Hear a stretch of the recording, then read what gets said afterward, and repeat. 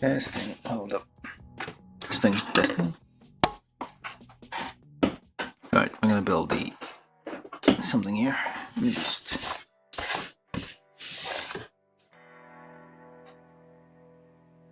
Oh, that's a bit bright.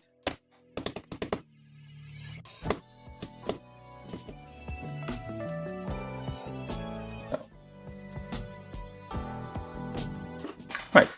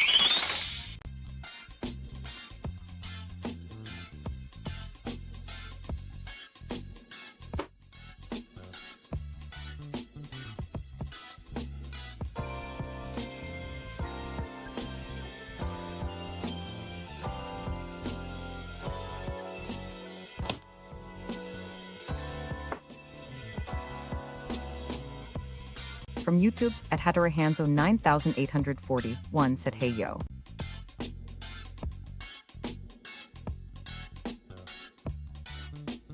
Hey, how you doing? Welcome, Hattori Hanzo. Just gonna set up for a second there. What the hell is up with this thing? working for a second, and then yeah, that'll do. All right, today we're gonna be building this. This is the RGM-79 GM from Gundam Thunderbolt, the online video thing that came out a while ago. A while ago, apparently. It's like over 12 years now. And yeah, it's not even complete. Like I think like the story isn't finished yet, unless the manga is finished. But the anime, we still don't have the ending for that in the anime. This is a kit from 2016, so you can tell it's been a while. So yeah, this is the GM, but a GM with shield. Like that was one of the things with Thunderbolt. Things on arms, on backpacks, usually shields and other attachments. Yeah, rather flimsy arms, but still, just so that they have like more. I guess the idea there was like, kind of this whole psycho device type thing. The psycho device basically, which allows you to control more limbs, which is one of the themes of Gundam. So basically, you can like interface with the machine more. That guy here without the legs and the arms. Yeah, this is from the anime. There's like a variant of these kits. I think it might be Bandai, which are manga recolors of these. But yeah, this one's the anime version of the Thunderbolt kit here. Thunderbolt kits don't have numbers usually. Oh, did I get the part number wrong?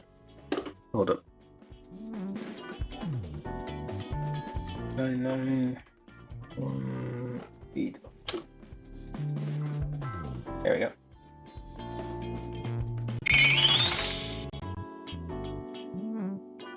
From YouTube, Hattori Hanzo said the shields looks interesting law. Yeah, that's the thing. Like there's one. This one has 2 shields. There exists the full armor Gundam, which has 4 shields, and then there's a Psycho Zaku, which has a whole space station in the back. Yeah, the Thunderbolt, like Thunderbolt, I would place like above Origin. Not the kits, like the anime itself. Like in terms, that's like,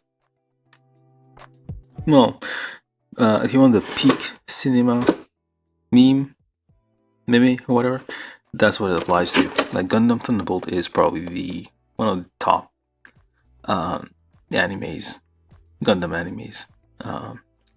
It's kind of short though. The sad thing is like it's still not complete, and we've been waiting for like decade, a literal decade, and still I think it's not gonna be anytime soon. We're gonna have that. But yeah, this is the RGM-79.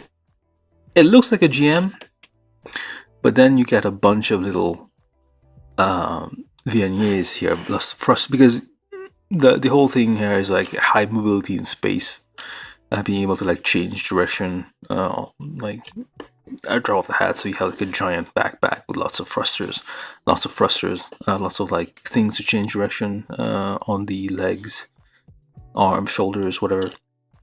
And both arms are free for weapons, dual wielding, of course, and you get your shield on the backpack. So basically, you need to control multiple limbs, not just a single humanoid shape. You have to become something else.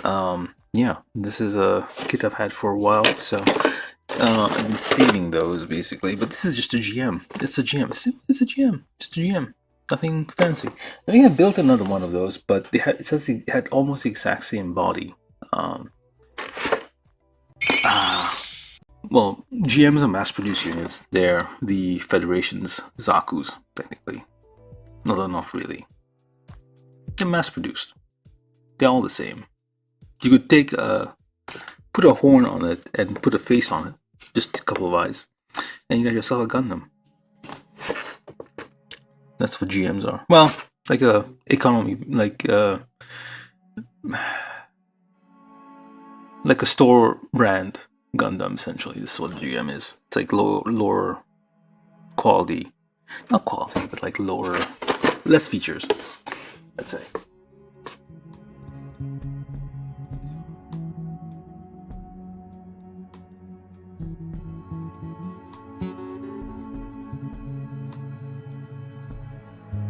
From YouTube, at Artwarsaga said, "Man, I wish I could get this kit without paying the 5x MSRP price points." Yeah. No. Like, if you buy it off, like a local store in the US, yes.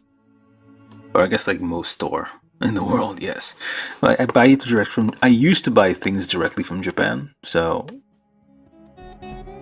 Well, shipping was like an extra, I guess, 30%. But now shipping is like an extra 100 and some 10% of the original price. So I'm still paying like double the price. So I'm kind of waiting to see if the world is going to end or not, or if like the US is going to collapse. I hope the US government collapses a bit. And I don't know, maybe people who really hate taxes take over for a while. I mean, they're weird people, but they don't like taxes. So maybe they'll remove all the tariffs and stuff, so we'll be better off. But yeah, this kit I've had for like I've definitely bought this way less than what it costs now. So it was like probably like $20 total, shipping included and everything. Even less probably, because I had this for like over a decade.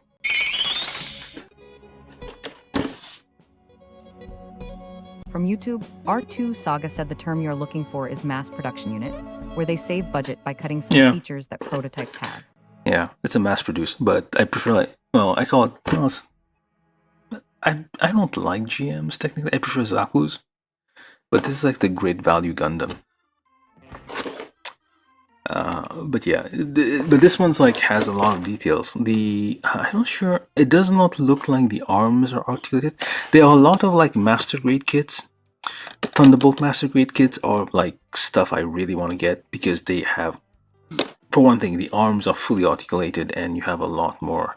Well, it's a master grade kit. So I've been trying to get my hands on at least the Psycho Zaku. But yeah, it's difficult these days to get things that are reasonably priced, or even find them, because Bandai like has limited production. But yeah, this is Gundam Thunderbolt. Shields everywhere. I built another one of those. I think we're gonna do a little bit of comparison. Basically, like there's a different kit that has the same body, almost the same body. It's like a different GM. So let's just get started. So Gundam Thunderbolt, RGM-79, Gundam Thunderbolt version, HG kit 144 scale by Bandai. Let's build this mobile suit. Anything else on the box? No, aside from the shield, really, there's no like groundbreaking gimmick here. It's a GM, and I guess like lots of small details, lots of little Viennese all over the place, which is like a nice little thing here to have. Right. Let's get this open.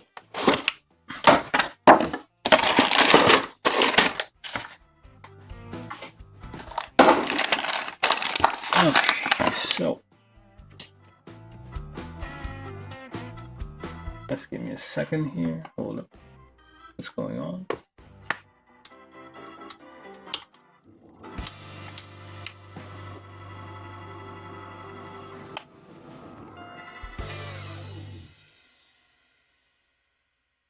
Oh yeah, so it's RGM, right? Like the RX-78. Like if you replace the GM with an X, which is like prototype, I guess. What does GM mean anyway? General mobile suit? Ground mobile suit? Or unfortunately, mass production. But yeah, so basically, it'll be like the X and the year production year. So anyway, so yeah, this is the instructions. We got ourselves some like the assemble thing here, like a full page of it. This is our usual high grade instruction sheet. Our scroll, there's not a huge block, it's only like 4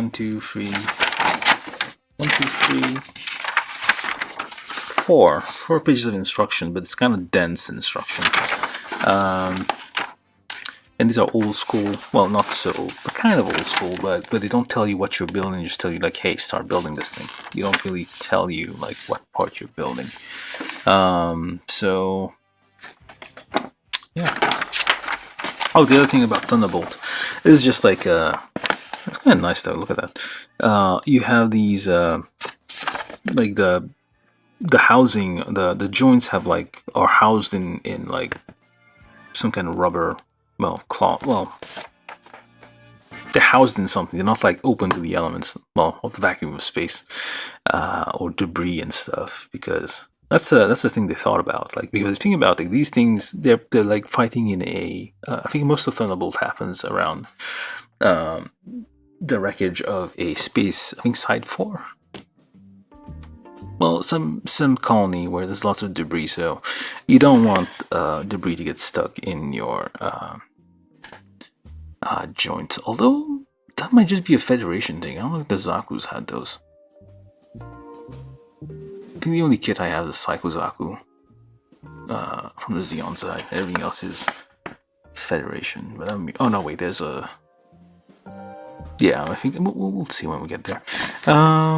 Yeah, so you got your backpack here, very detailed, lots of like things on it. But yeah, you got the instructions basically the same as the box, just like a little more verbiage. It's a kit from 2016. No, what the? 2016, but no English. So around 2016, Bandai started adding English as well as to the Japanese. So most text would have like the Japanese block and then the English text translation below it. So, but this one is like right on the edge of that, so it does not. It only has Japanese. So I guess this was like early 2016 came out. We'll make it work. From YouTube, R2 Saga said the Xeon suits do have the joint covers too. Yeah, so that's like, yeah, the joint covers is the kind of the art style of this thing. I think like Origin also had like some kind of. The joints were different, I feel like, in Origin kits as well. Could be related. Why am I having a brain fart here? Let's see. Well, unfortunately, the one I have handy here is this one, which does not have any joint. This is like the Origin kit for RX-79, RX-78, I mean. It doesn't have anything special on the, well, except for this thing. I remember something weird about the joints in Origin kits as well. From YouTube, R2 Saga said I actually made my own Thunderbolt GM by buying the HGBC powered arms set, which has backpack arms and just set shields on them. It works, I guess. From YouTube, Marcel Mendieta said hello, nice artwork. Hey, how you doing? Artwork, where? What? Oh, that's one just a screen. That's just a picture of it. Oh, you mean this? Yeah. It's Thunderbolt. Like, it's one of the best. It's probably the, at least that I recall, it's probably the best Gundam anime, unless somebody can prove me wrong. But yeah, instruction sheet, simple. Well, simple. It's the usual. From YouTube, Marcel Mendieta said box artwork. Yeah, it's a very nice. Like all Thunderbolts kit have like very nice artwork. They have like a certain style of. They're not like a regular, like most HG kits will have text on top of the artwork. This one, the text is off the side. They want to like show off the thing that's happening, the battle, the art, essentially. That's I think that's one of the differences. Like it stands out more than usual HG kit. And also, like, yeah, Thunderbolt kits don't have a number. I think that's one of the few. The kits aren't numbered. I think probably because, like, well, technically, I think these came out like for the movies, and the movies was kind of like a single episode, so maybe that's why they don't have. Well, Thunderbolt is special anyway.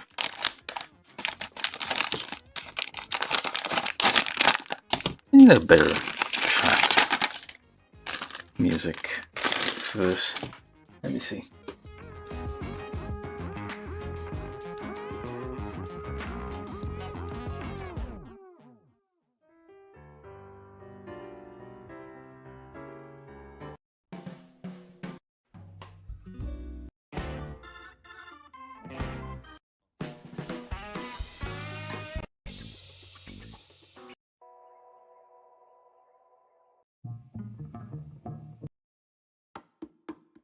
Yeah.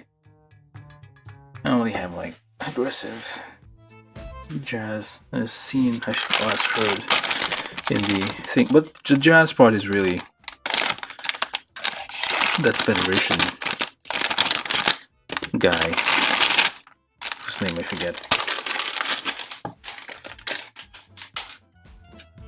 So let's get the parts out. Just checking real quick, make sure we're not missing any small parts. Sometimes because, well, Bandai has good quality control, but it has happened at least once where the part was completely missing from the runner, and it hadn't even fallen in the bag. It was like completely gone. We got our GM visor here, which is like the trademark GM face.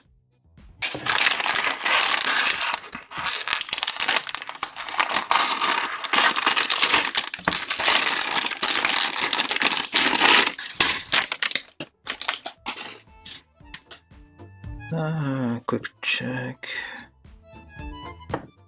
Alright, this is running A. We got lots of hands though. 1, 2, 3, 4, 5, 6 hands. And oh, left and right, because it is dual wielding, so it will like have two different, which is nice. These days I find like a lot of HG kits don't, even I guess older ones, I guess kits that where they put less effort, you get less hands. The more hands you get, it's an indication that, yeah, we're gonna put some extra effort in here. Think like that. Like, yeah, what was it? That was a figurized kit. Like, even not just that, they gave you two hands and like the back of the hands, a single pair, which is why? What are we trying to save? So 1, 2. Okay, don't tell me they did the same thing. That's one pair. Okay, yeah, okay. Each hand has their own back of the hand. Kinda. I hope that's, no, that's a knee. Never mind. 1, 2, 3, 4. Oh wait, we do only have 4 hands. My bad. I thought we had 6 hands. No, just 4. No, at least that's, we're dual wielding, so we have both left and right things. Oh, sorry, I missed a comment there. Need my own Thunderbolt GM buying. Oh, the build? HGBC. Or HGUC, you mean? Oh, well, the build fighters, the build thing, yeah. What's her name? I'm blanking out on names these days.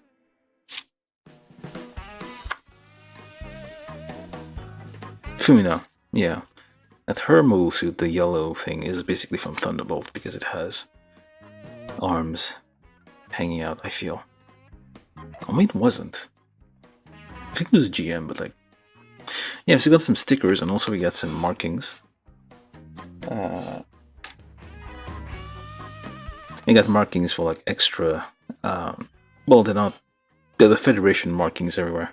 Just like a few little things just to like accent your build there. You get a few. Oh, you get like little. The Viennese have. The little yellow ones have their own individual things, which. Where would that go though? Oh, I think that goes on the legs, I feel. The small Viennese, which is a nice little detail to add. I don't think I'll use those specifically. I'm probably gonna look. We'll try one and see. We've got a big old sticker sheet here.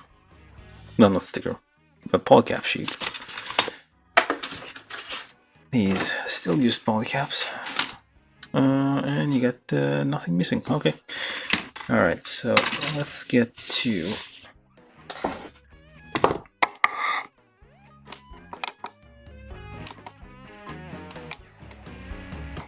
building.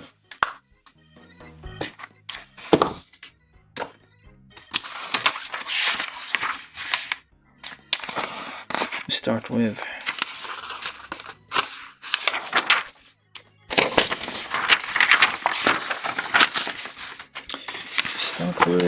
whatever this is.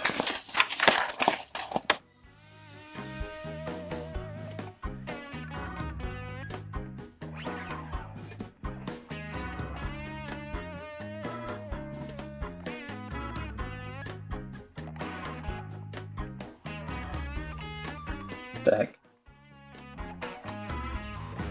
Testing. Okay. Test.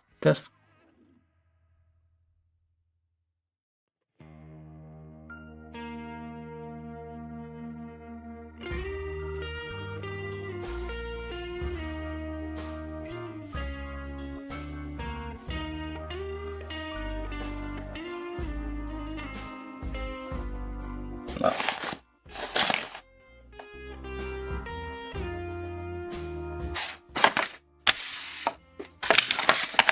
That might be a bit too bright.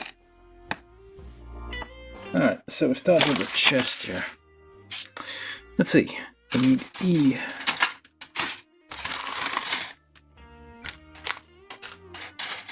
E12.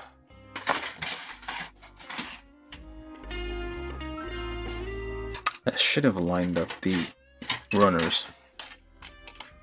We'll get E1 and E2 here, so E212. It's a very small runner, so I'm gonna get all the parts off it immediately. The nice thing about the Thunderbolt, well, these kits, the sole of the feet are fully detailed.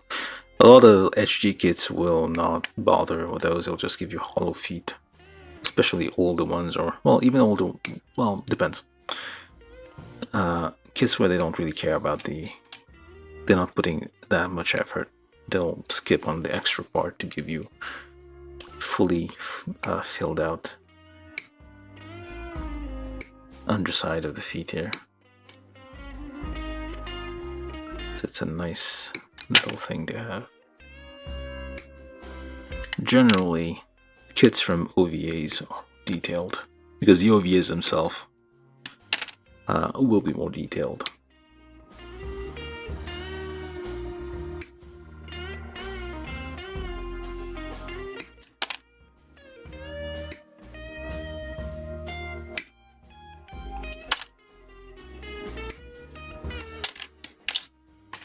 Let's see here.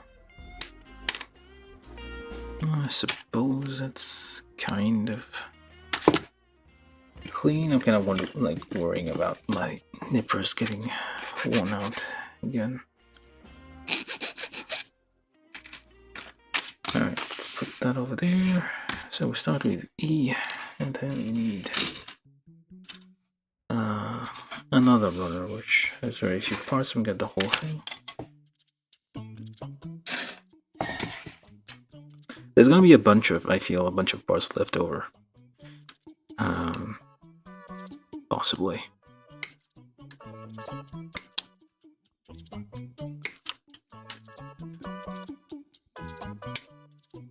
because there was another one, I think it was the RX-79 that I built from Thunderbolt, which is essentially very similar GM body, just like a different head, which kind of, well, I guess there's a prototype units. Prototype units will have faces, usually, to give them some personality, I suppose.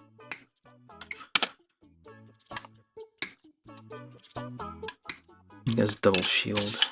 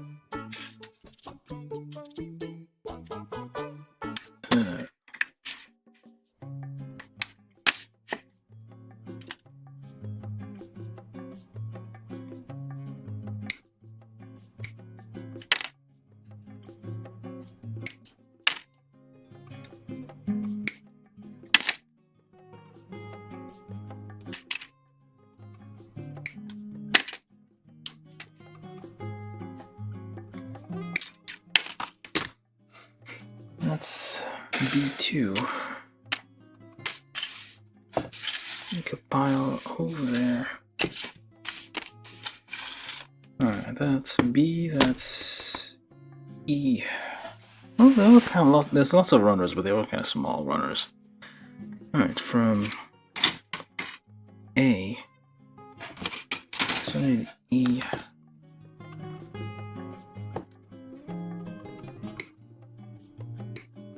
I'm not gonna get all these small parts just yet. They're gonna just get blown all over the place. I'm actually gonna lose a few. So let's just wait on these.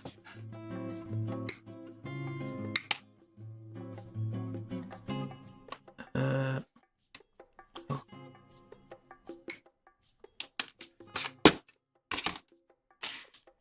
need E7 and 8, A24. Backpack here.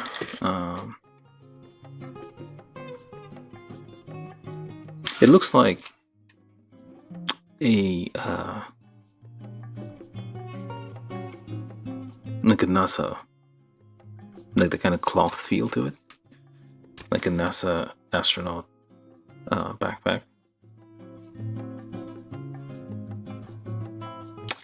I forgot to look this up, but I feel like NASA like updated their not. I think it was a while ago, but like the spacesuits now have like different designs, like compared to like the classic 90s like giant bulky thing. It's like more like a normal suit now. Could be wrong though. E24, 24. I'm gonna get this one as well.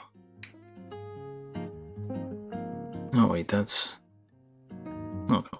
I'm gonna get it. That's probably part of the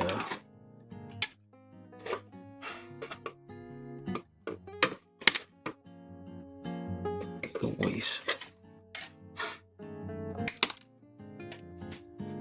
Where's A over there? Alright, so what else from A? I need also B25. And from C. Actually, let me just build step 1 here. I need E12.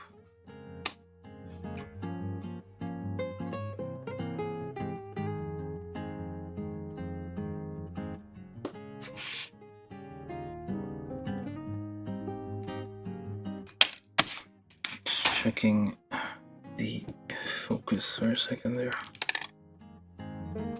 Alright. So E12 nubs are on pegs, which is the way to go. And they should always like have the nubs either on sides, which are going to be hidden, or on pegs. That way, there's less of a chance of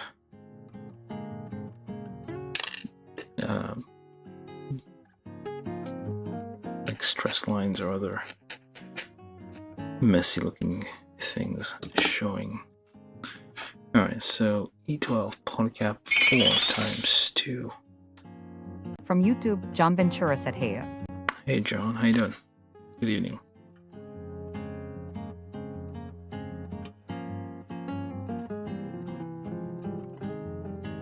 And then we need E7 and 8, E17, E18. Clear those nubs out. Let's make sure we got all of them.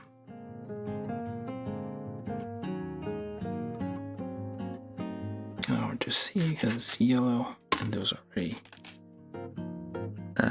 minimal. So we need B24. It's B.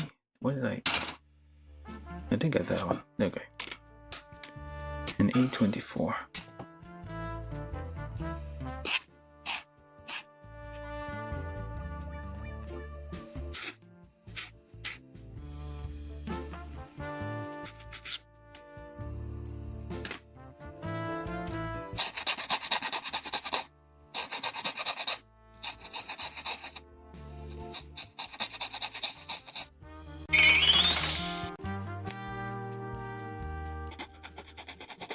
From YouTube, John Ventura said, "I just finished prescribing the Fat Cat God Gundam. Gonna start sanding and painting tomorrow." I'm gonna have to take a look at scribing like tools. Those are useful at times. Or basically carving tools, really. That's what I need.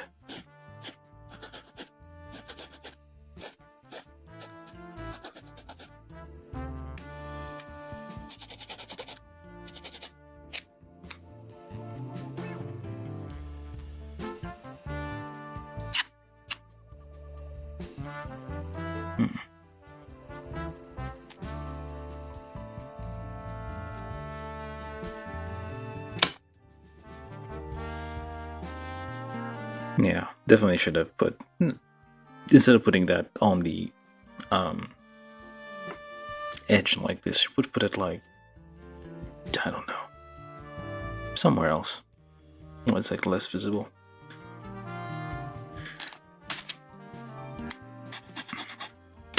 But if the, you can always use like a Sharpie or something, just kind of match the color. I'm using gray here just because I don't know if it shows on camera, but like in person there's like a little bit of, this looks a bit lighter where the nubs were. So I kind of stained them with a Sharpie just to hide these little things. So which way does that go? Okay, let's do little bumps on the top there, so that goes in there like so. And of course there's a nub I forgot, and these things just keep falling out. Okay, which way though? Alright, so this part is the front, therefore that's not the right one. Like so. It's gonna just, yeah, obviously this is just gonna fall off because there's not much holding it in place right now. So it's just, you gotta be a bit careful. No, it's gonna take some, just keep it level, I guess, so it doesn't spill out. And of course, finding nubs that I forgot.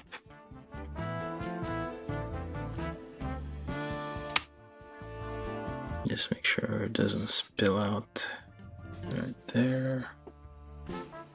And then this thing, we got a bunch of number 2 holes there, so I'm going to pre-drill a little bit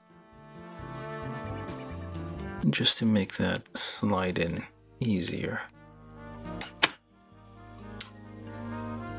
Because well, it doesn't really matter right now because eventually I'll want to like glue all these parts together. So, oh, okay. I guess I didn't need to do that first. This is step 2 of this. So get that in there. And then get that on there. This is B24.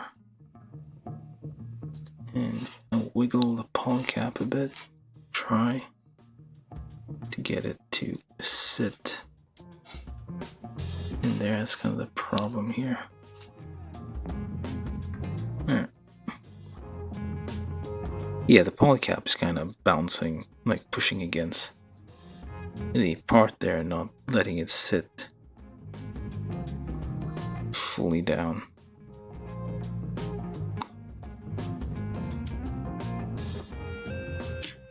How are we gonna do that?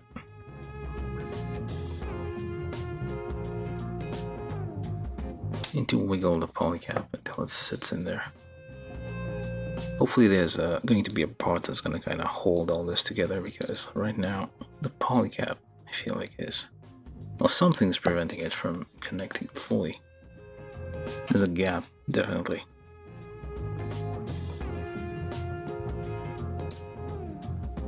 Yeah, it's definitely the polycap.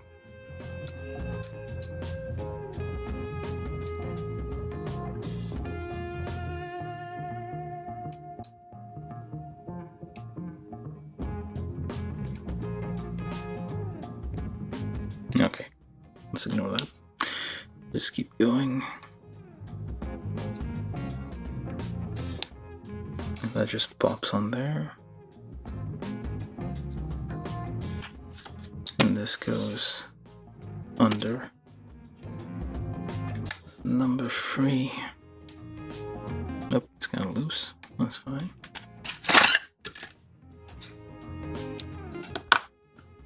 Like so. Then we need E6. E16.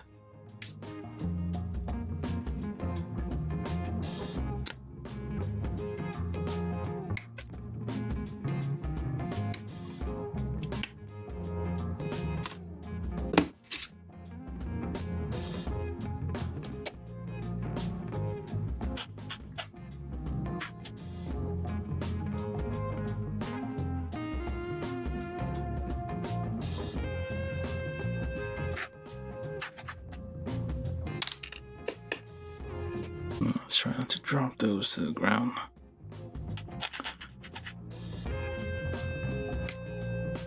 E16C free.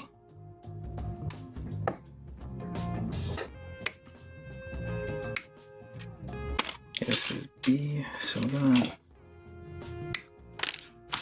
let's do this whole runner here. I don't think this is going to be a multi-part build, so, well, even if it is.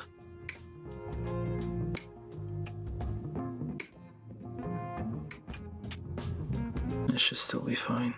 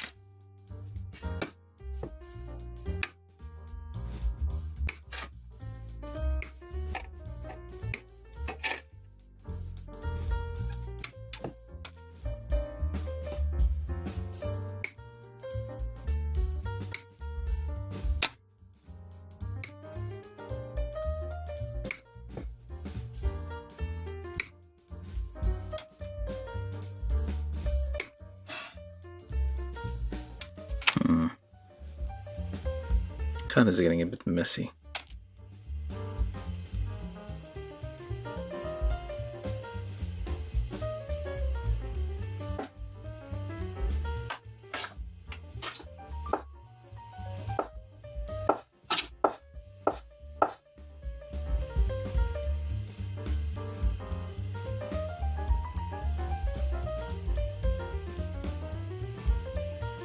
Yeah, just give me a second here.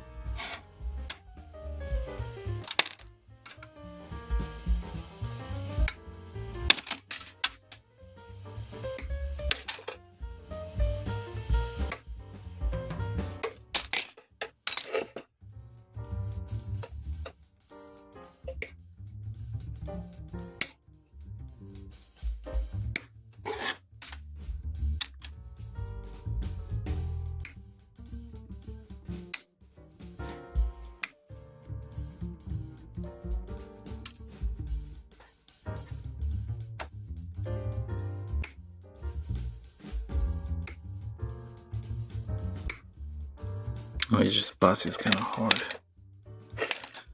Like hard plastic sometimes. Need more stress lines where you cut them, because the material is denser, stress is a lot when squeezed.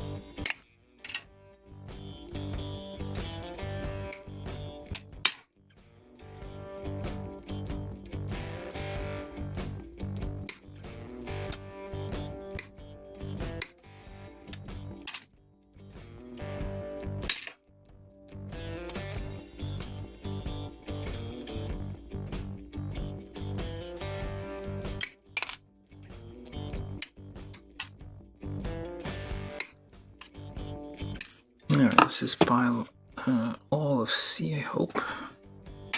So make a pile of B, C. Alright, we need C free, B 5, B2 5, E 6.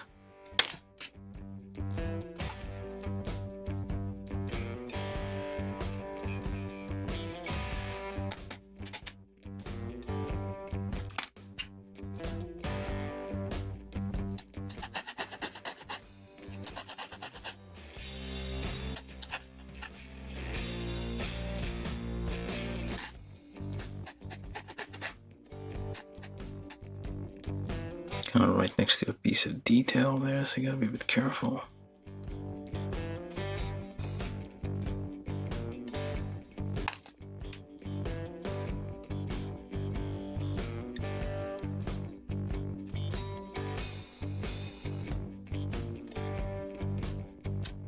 It's still gonna end up with somewhat deep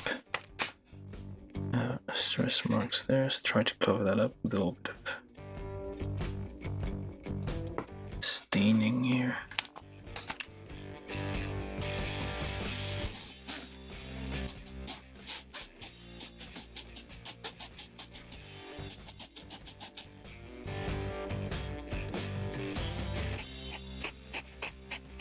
kind of large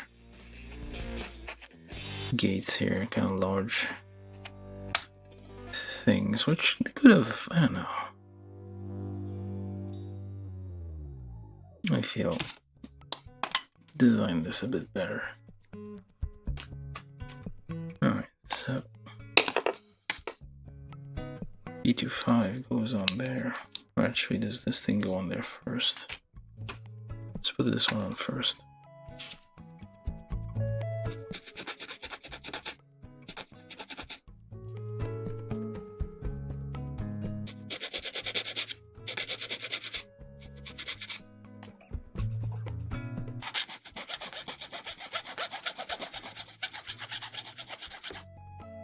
Gently rub without really applying pressure.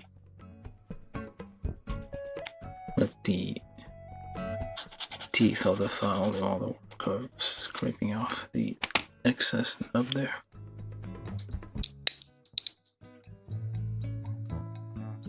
And line that in there, and that should, I feel, does it? It does not. Yeah, it doesn't. Well, we'll see. I don't think it actually. Just drill that. Pre-drill that a bit.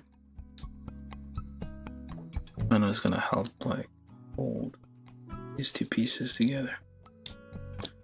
Yeah, it does not. There's still kind of a little gap. I need to like clamp these down and glue it, I guess.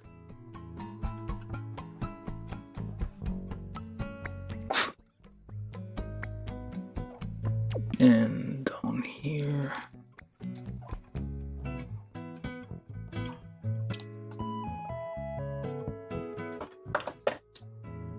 use a tool to push that in. There we go.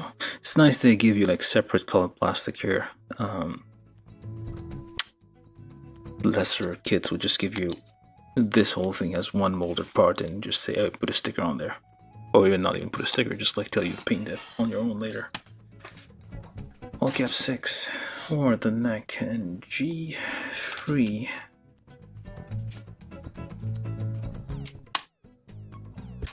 Also E2 and free here.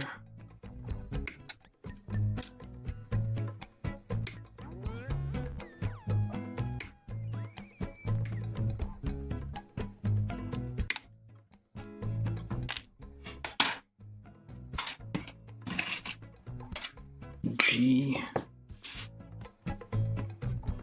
free, which is like the neck folds.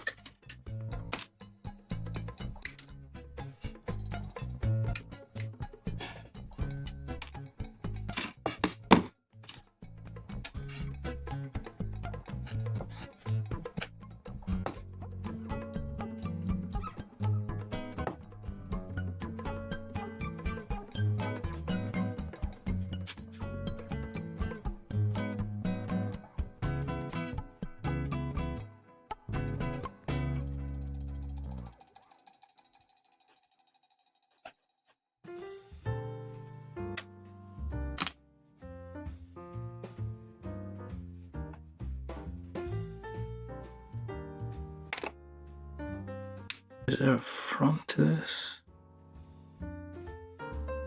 I'm gonna assume this one's the front because there's no polygon on there.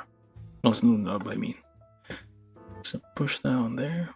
It's nice to give you a little cover for this.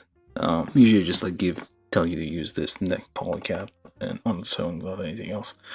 But this one has like a little cover on it to add to the detail. And then we need C9 and 8, which are these. Again, different colored plastic for different colors. Not just a single piece, just two separate pieces. This is quality. Well, effort.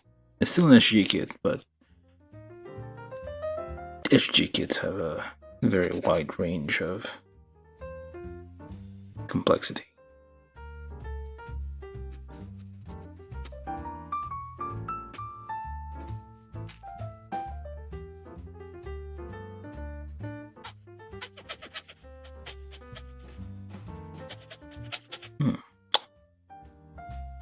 It's not finally like removing it as much as I would like.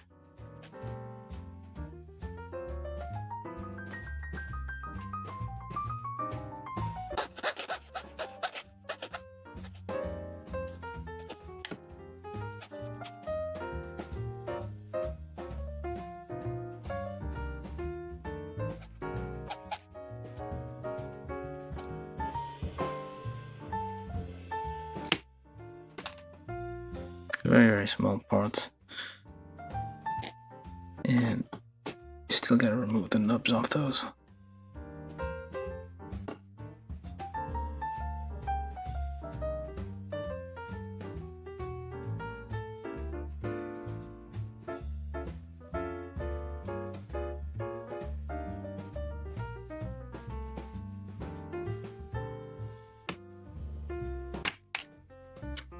These are, let's see now. They're not, okay, they're different pieces. I probably should do the, like, yeah, there's an exclamation point on the instructions telling you to pay attention to what the hell you're doing. I wish I did not. Does it matter though? I wonder. Press that in there.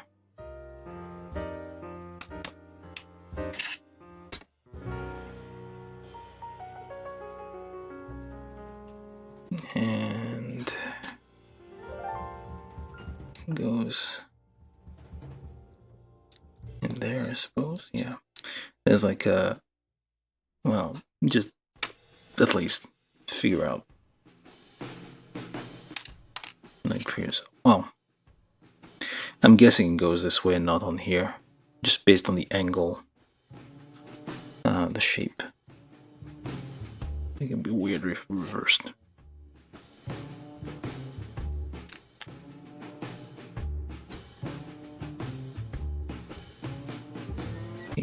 One more nub.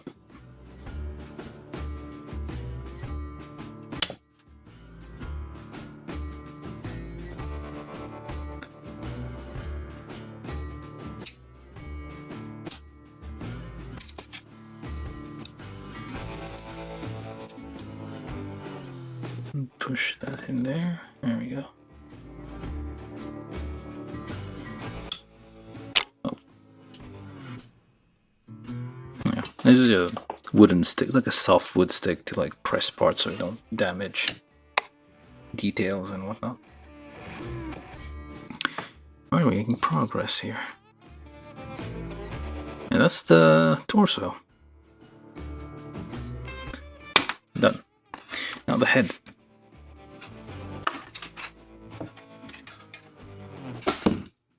What part is dangling there, so I'll just get it off.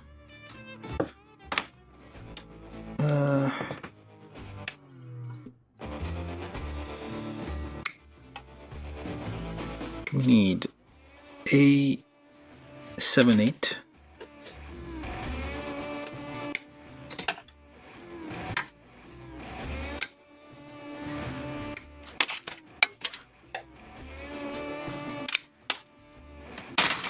Do a double nip because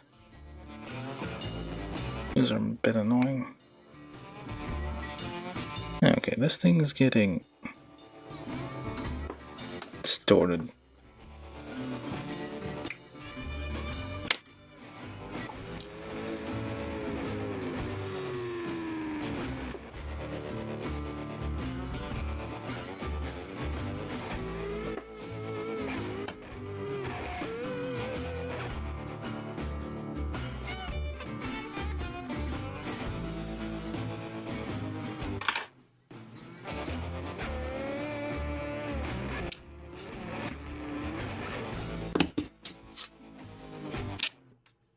Alright, so just join these together. There's slight pre-roll here on the very edge. It's a very simple shape. GMs don't have very complicated faces.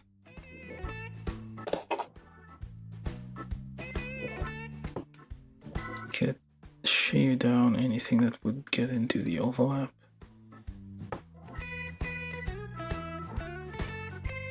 Get that together and file a bit here on the curve.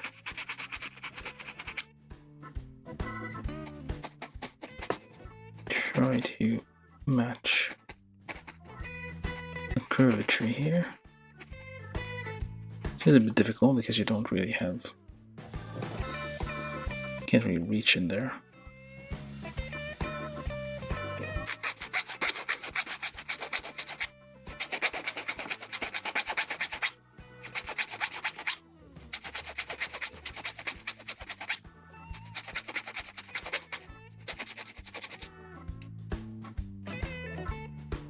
You have small details, nice little catlings there. Now we need some stickers. We need 12 and 13.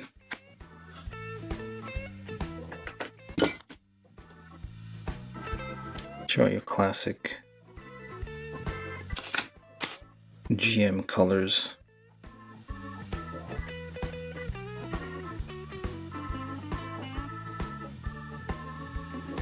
Fluorescent green. Not fluorescent, just shiny green.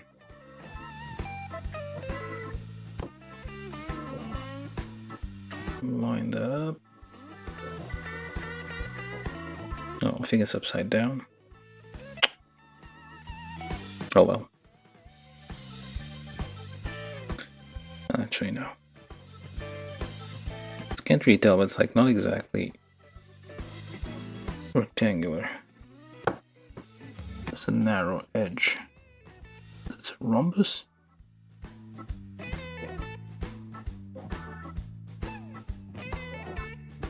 There we go.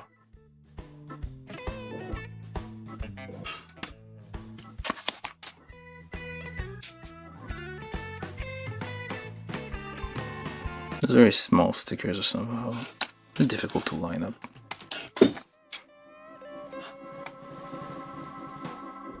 Again, this one has, it's not a rectangular shape.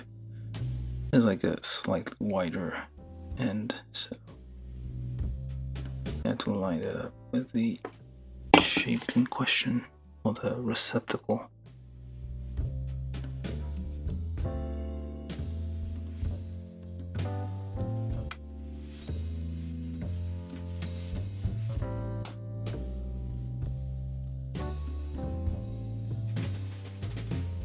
Alright, so then you got this thing.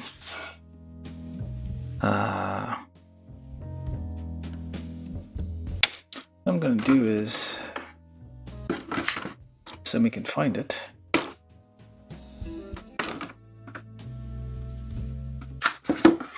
Oh, I misplaced it. Oh, there we go. Got some. I want to get the actual chrome markers somewhere.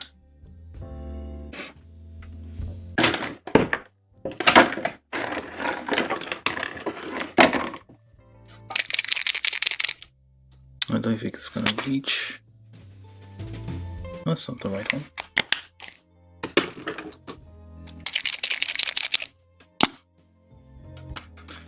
Let's see if it reaches in there.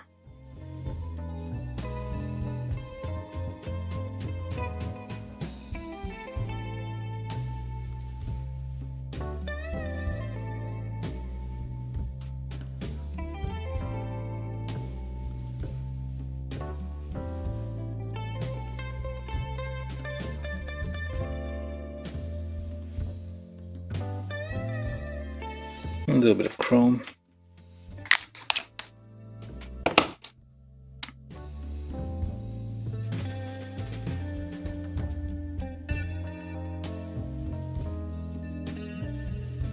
Oh. Let's even that out a bit.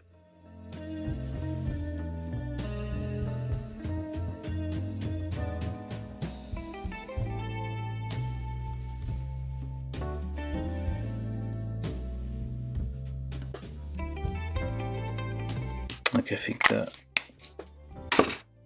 exposure might be a bit too much.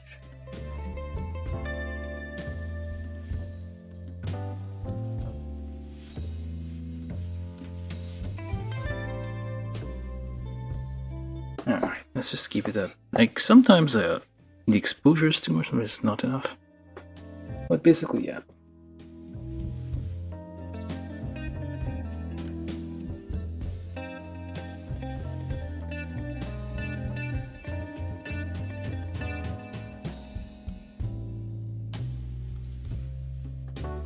A bit of chrome on the back here.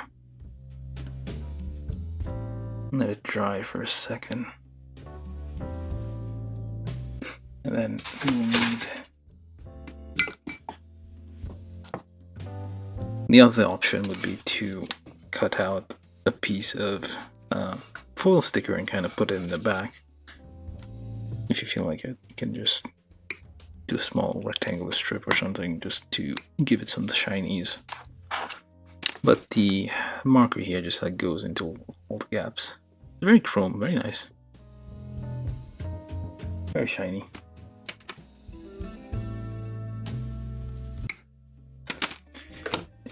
What brand is it? I don't know. It just says chrome marker. There's no brand on it. But yeah, you just have to, I think any, well, acrylic based chrome marker will do. I think although this one is kind of oil based, but it's fine. It's not going to be visible.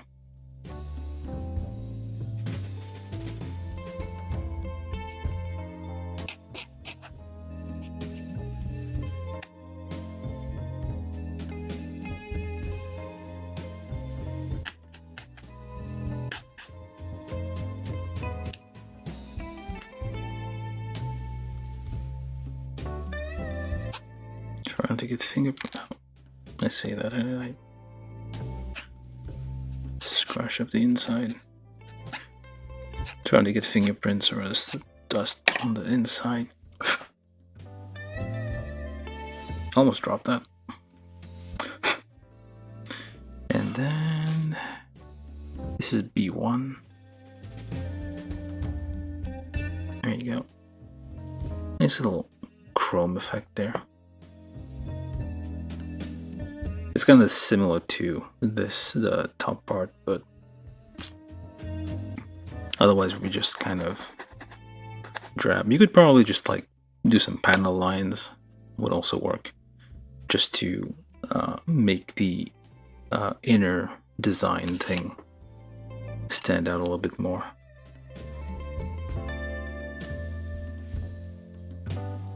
Alright, that's that. And oh wait, we need A30.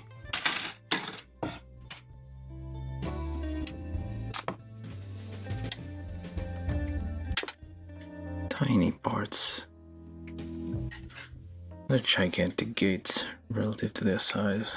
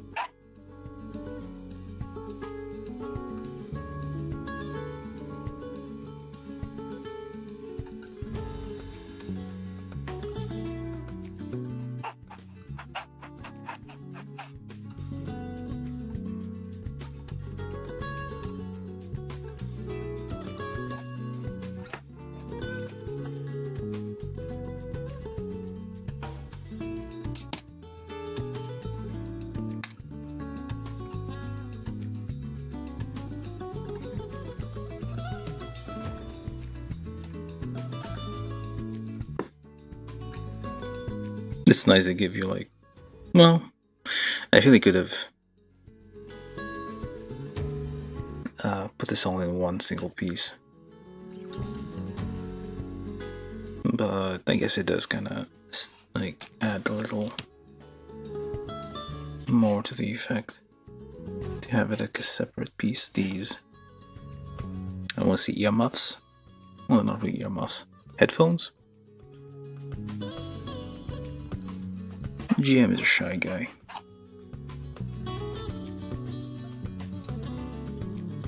Or just doesn't want to talk to other people. Or he's just listening to his music. Leave him alone. Alright, so that goes there. This is A30. And we got ourselves a head. Actually, what goes on there? just a dot of gray. This is gunmetal.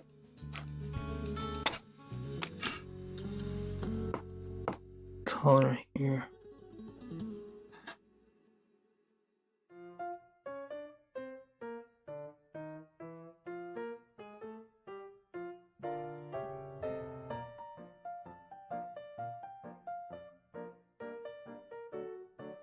That'll probably be too much.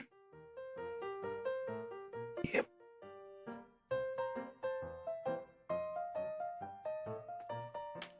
I'll probably need to get a bit of that off in a second. So just leave that to dry. That was the head. So then we'll be doing the arms.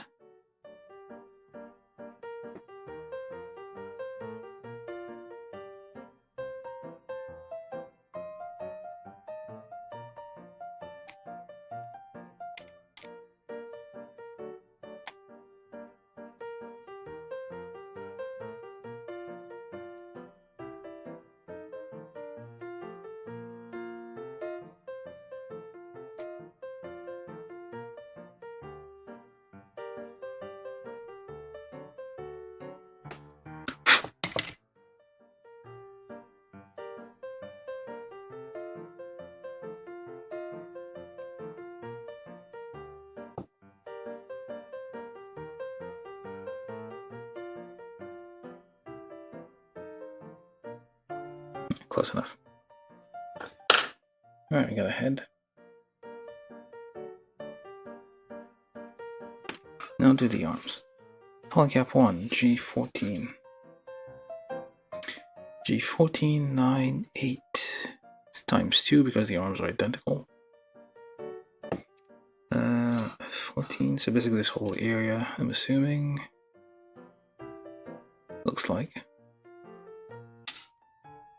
15, excuse me, 15, 16, okay, G8, 18, G9, also not that one. Well, I'll just get the whole thing.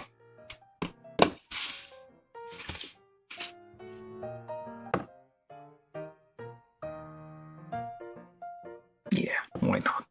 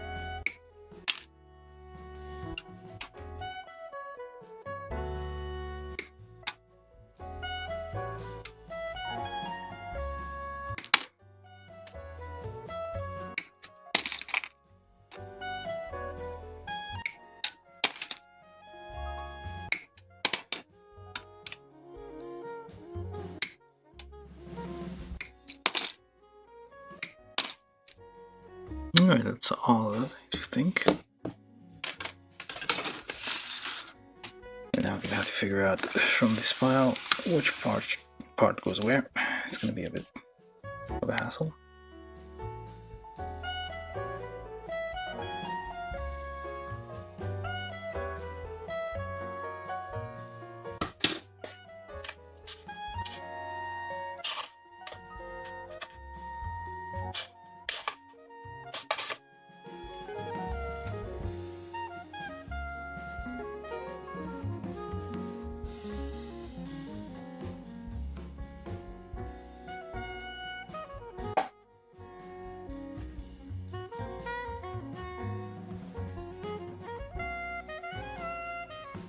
Alright.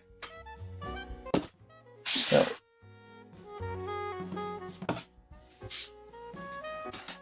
polycap 1 times 2 G14 times 2 as well.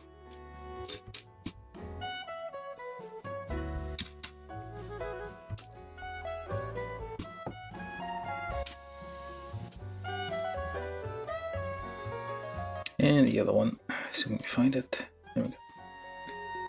As well as G9 and G8. G9 and G8. And polycap 15.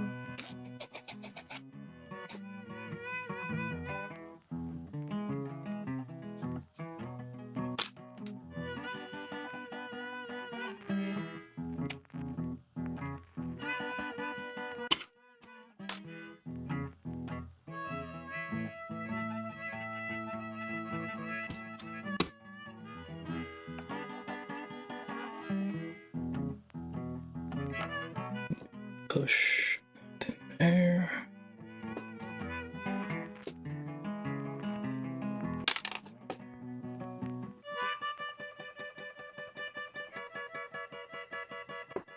Let's polycap 1 into G14.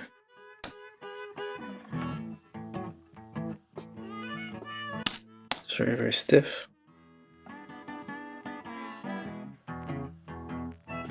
Now,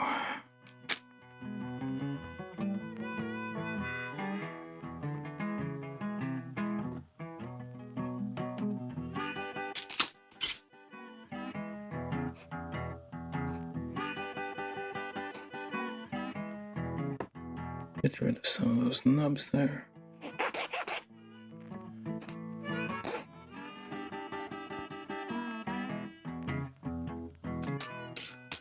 And a 1.5 millimeter thing there. Just a very slight pre-drill at the very entrance. And polycap 15.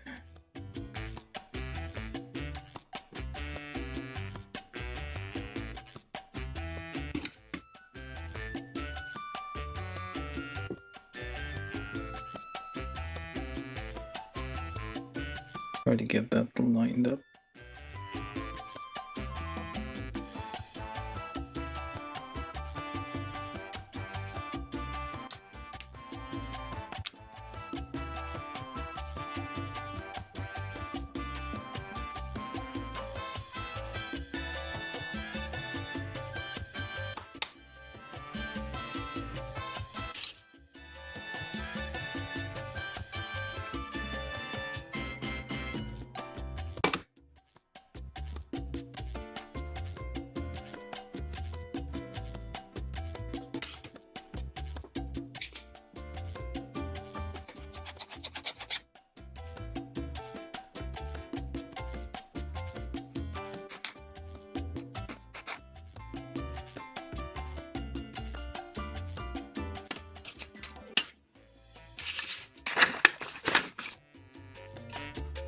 Why did I put this?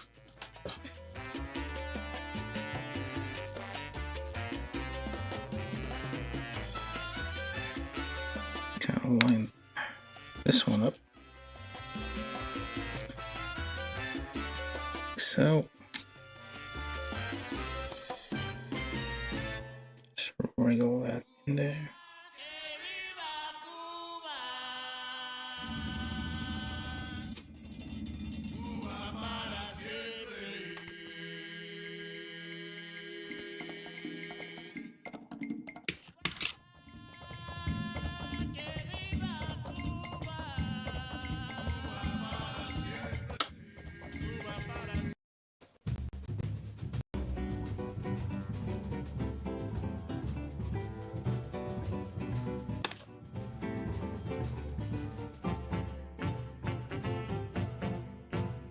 These are very stiff parts.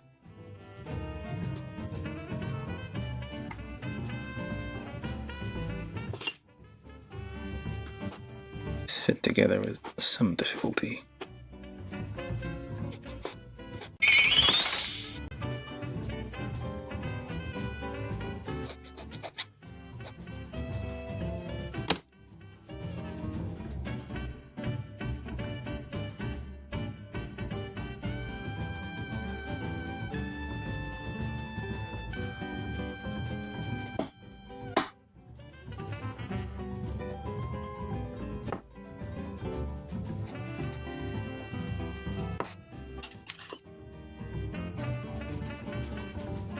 From YouTube, Amphibious said this is a bucket list kit for me. Yeah, I feel like, well, for anybody who builds Gunpla kits, Thunderbolt kits are always going to be on the bucket list. From YouTube, R2 Saga said the joint covers for the MGs people have a lot of problems with, because it's so finicky to put on properly. The thing I'm most annoyed is like, because this is kind of cloth, it's kind of difficult. You can't really clean that up. You gotta get in there. Well, I mean, the only solution really is to cover it up a bit. Just fake it. I'm gonna do that later. You can't really be spending. This is more like detailing here. Just cover up these little nubs. I need to get the master. Well, Bandai has been like reissuing, like reprinting those, but of course, someone's buying them up in bulk and plans to resell them at like 20 times the price later on. Or it's like some store, like local. You see, did people tell you to like support your local Gunpla store? But they're also part of the problem. I feel sometimes. Because you walk in there and the prices are ridiculous. Over MSRP by like 5 or 6 times. And they have huge amount of stock. And they buy large numbers. I mean, they're there to make a profit, but still. Anywho, that took way too long. Okay, that was the shoulders now. G11. I think this is it? No, it's not. What is this? Oh, there we go. G11.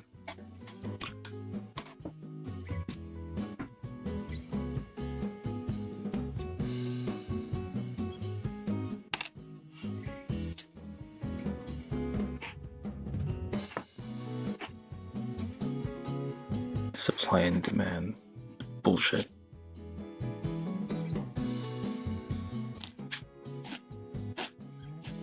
Plastic model should be relegated. The prices should be controlled.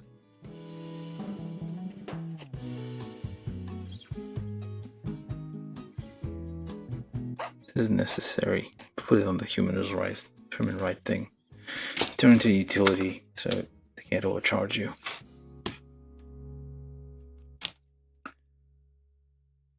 Oh yeah, one of these days I'm gonna need to get the rest. Well, Most of the Thunderbolt kits, the ones that exist in master grade form. There's also a chance they'll, well, I don't know. Thunderbolt kits have like very complicated arms and stuff, so I don't know if that will ever show up as real grade. Well, this is already one, I don't know. Psycho Zaku real grade would be interesting.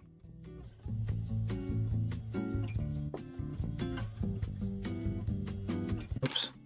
That's a nub on a polycap, which happens, preventing it from fitting in the hole there.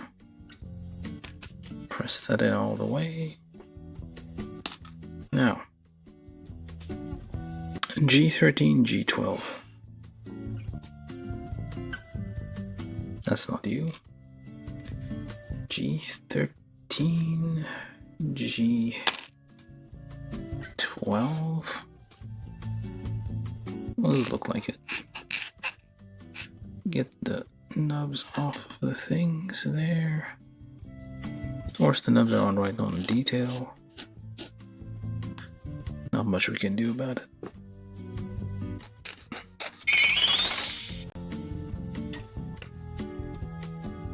From YouTube, Amphibious said, I just want to see a Thunderbolt gun cannon. They look really cool in the manga.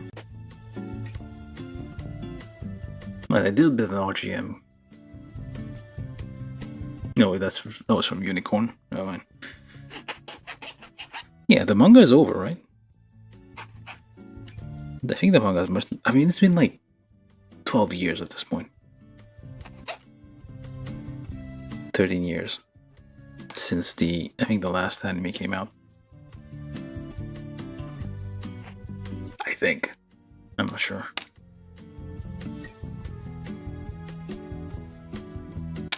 Oh yeah, they're taking a while to give us.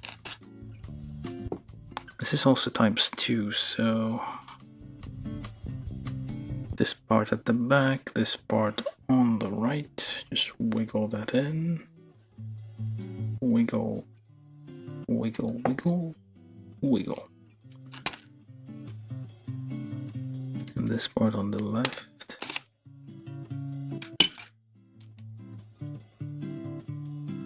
Like so. Press that in all the way. Did I get all the nubs? I don't know. Probably not.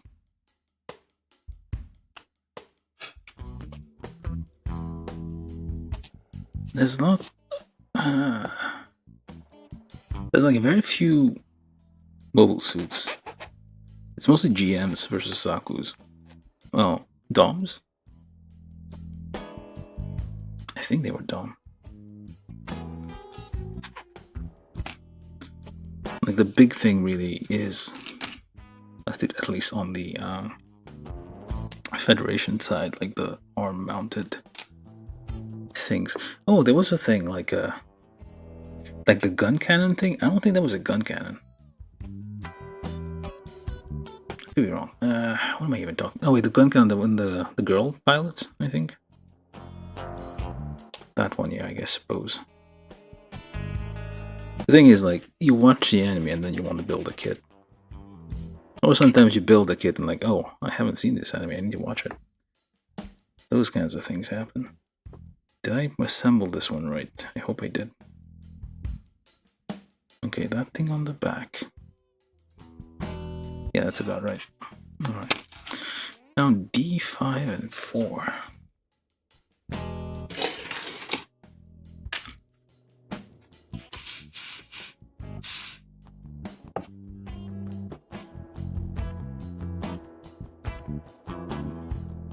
D5, 4. And what else do we need? Also, I'm gonna get this. Heck, I'm gonna get the whole thing. While I'm here.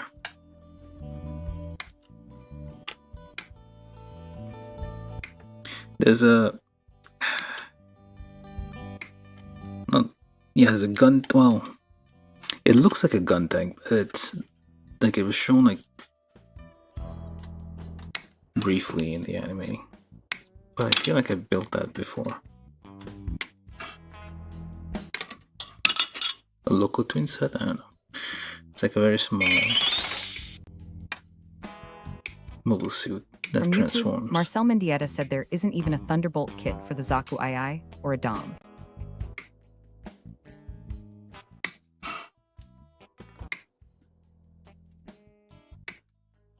Yeah, there's like very few. Like, I do have the Atlas Gundam though. I picked the wrong side, I feel. But at least we still have the Psycho Zaku.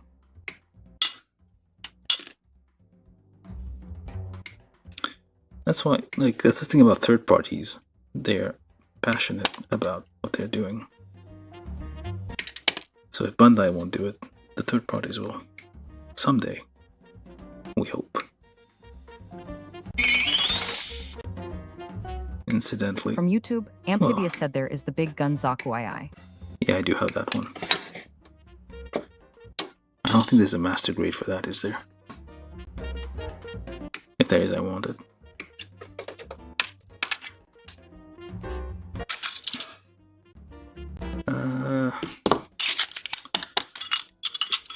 It's D. Okay, so I need. Okay, what the hell? I'll get the rest of these also.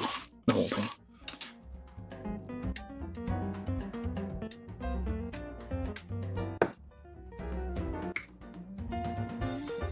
I don't have a lot of master grade kits, mostly because I was trying to buy them back in the day. They were kind of expensive out of my price range. Now I feel I could afford them, although like very rarely. It has to be like really special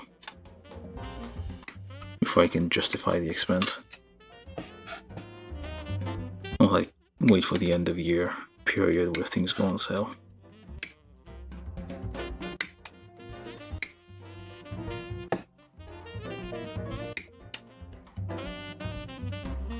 It used to be an affordable hobby. Now it's like not so affordable.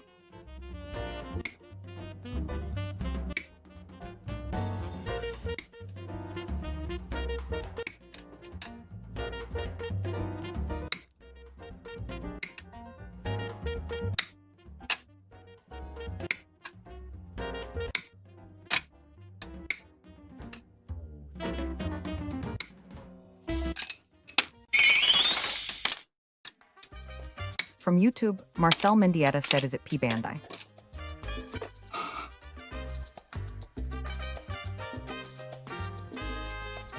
Wait, what, the big gun Zaku? No, it's I don't have any. The thing is, you look at the, well, okay. I think the manga variants, there's a manga color variant. Those are P Bandai. And the box art is kind of faded, kind of like a P Bandai box is. But I do have the Big Gonzaku high grade. I don't have the. I don't think the master grade of that exists. If it does, yeah, maybe it is P Bandai. I hope it does. I hope it's not P Bandai. I mean, yeah, the problem with P Bandai is like there's very few places you can get them, and they just go out of stock very quickly, and you have to pre-order them most of the time. So you have to keep watching. Maybe I should give that a try if the prices aren't too horrible. At this rate. Well, maybe I should just slow down a bit on the collecting. Focus on like detailing the kits I already have. That's probably going to keep me busy for like a few decades.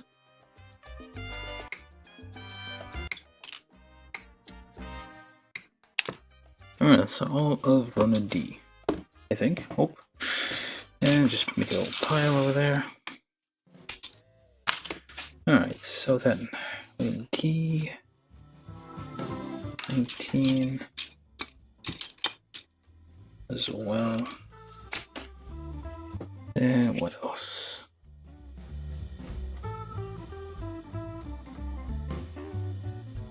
D9, D9, A.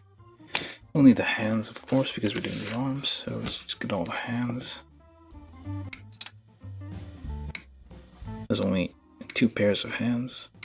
I thought there were 6 for some reason. There's only 2.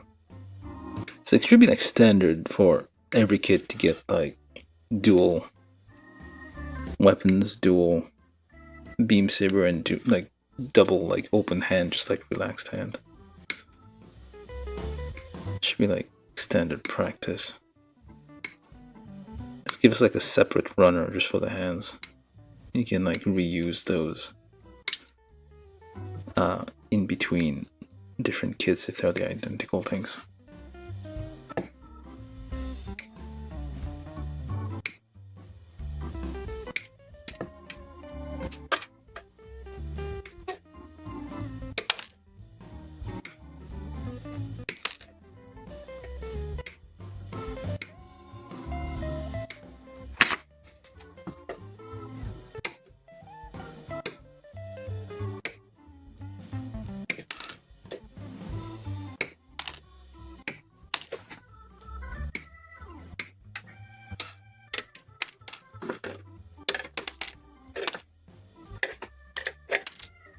Alright, so that's all this one's just dangling, so I'll just get it off.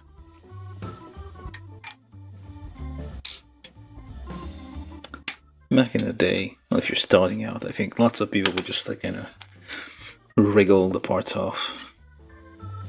Just bend them and rip them off the thing. And it's just barbaric. Alright, so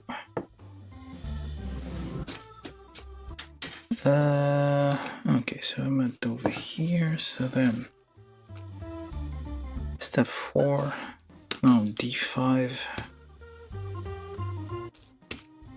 D4, and that goes on to the top part here with, alright, this way.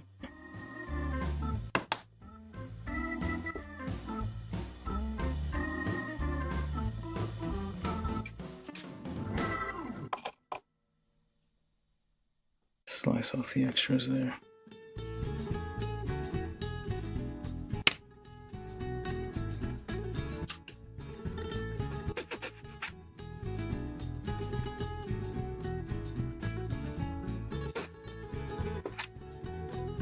Oh, I forgot to get the nubs off this.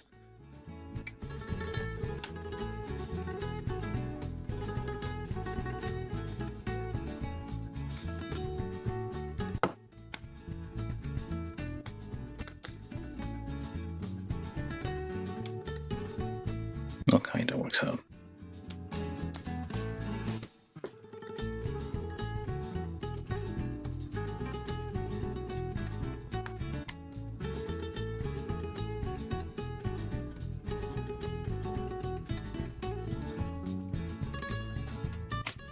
Let's do this one properly. So the nub off, follow the curve.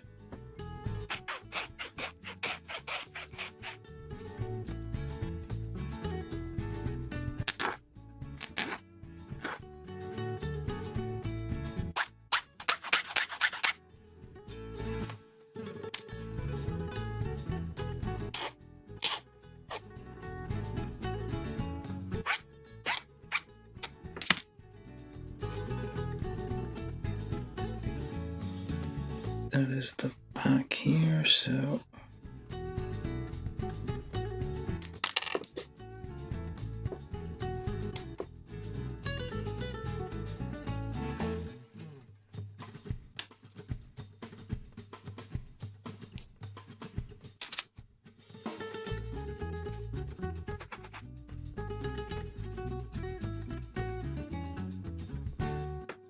yeah, the little line here goes that way. Okay, and then we D18 the elbows. Very small part again. And difficult to see what you're doing.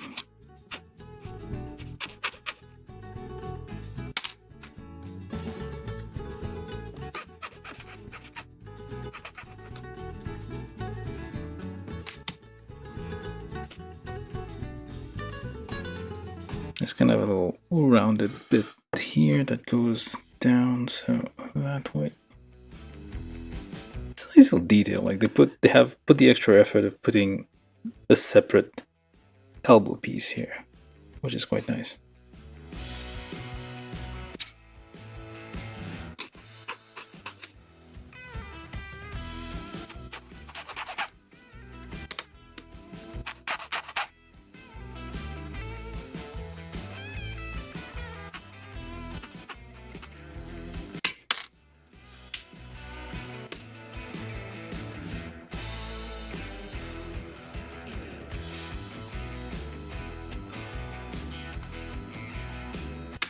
Alright, then this ball thing here, the shoulders, we need B2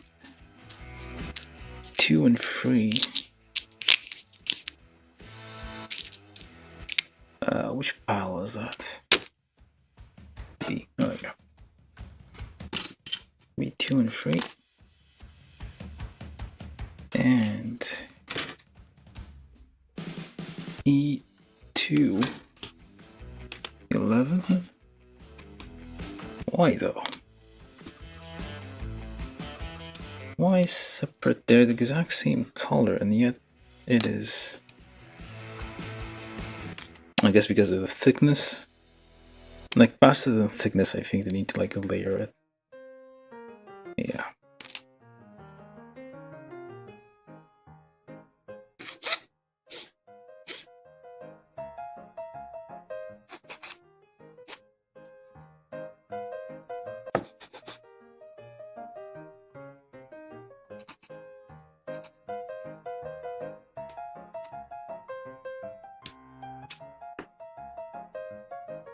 Okay, so ball over there points that way.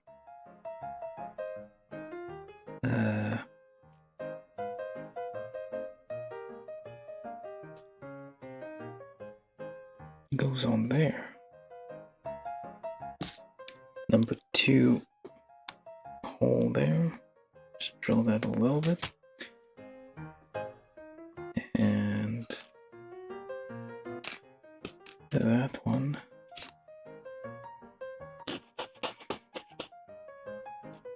I think the plastic on this thing is kind of harder.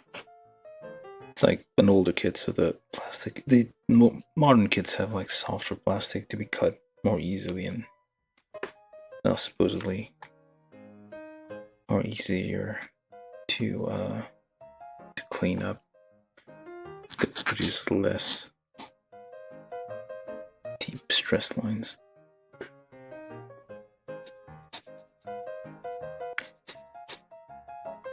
You gotta respect Bandai's commitment to whenever they reprint a kit, they use the exact same techniques.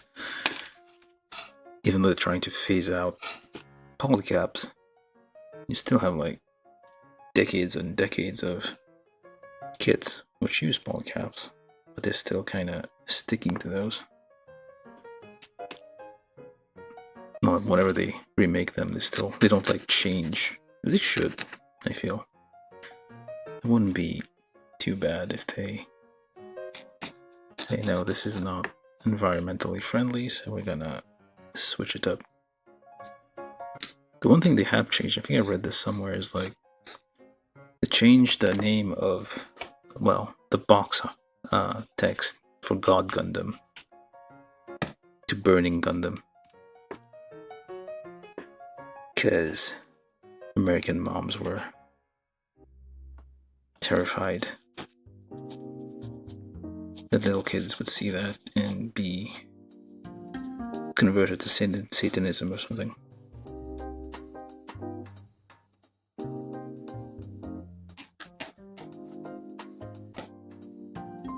Or something like that.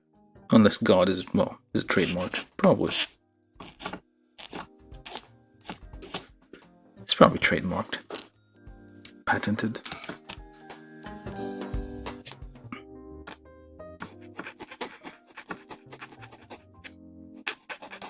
Patent pending, I guess, at this stage.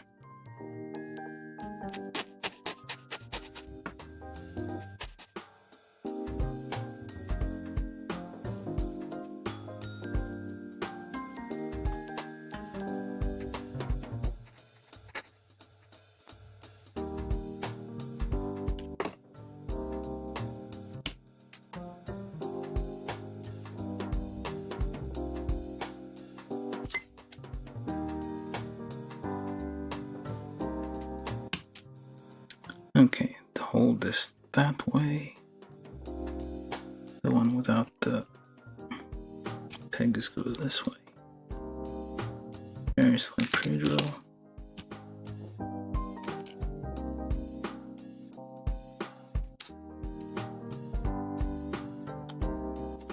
And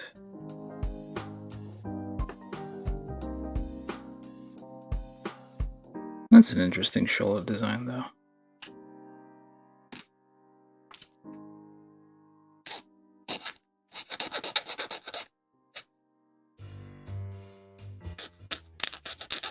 Well, shoulder stuff isn't that extraordinary, but this open axle thing, I guess.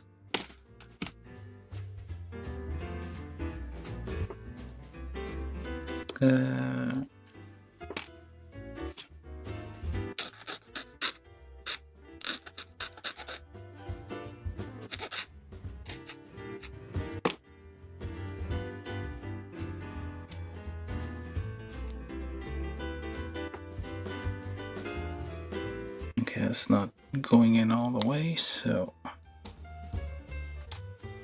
yeah. That's the reason you also pre-drill, to make it easier to take parts, separate them later on. Let's pre-drill that. And there we go. Slides on easy. From YouTube, Ivan IT said GM Thunderbolt is a rare kit. No reissue so far since 2016. Oh, I guess I got the original ones. Yeah, so I've had this for like a very, very long time.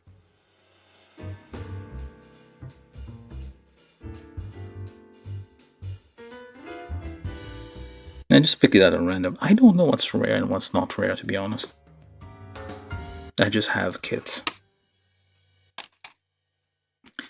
Some of them I feel are rare, just because they look old. I've been saving all my Thunderbolt kits for a very long time. One of these days I'll build the Big Gunzaku and the Psycho Zaku. I don't have the... Do I have the full armor Gundam? I think I don't.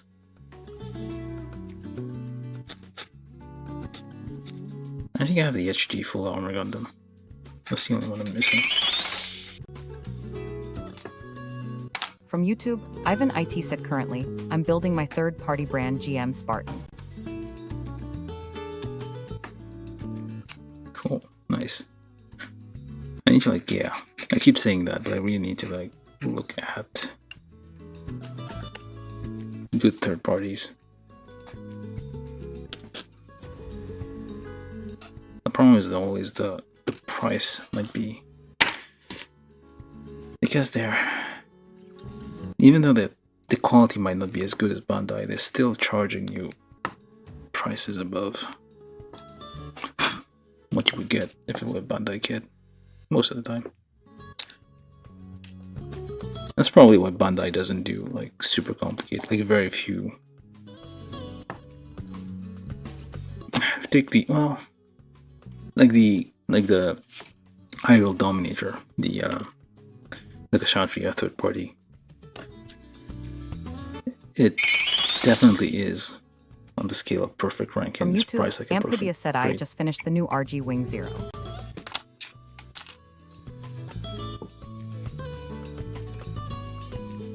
Nice.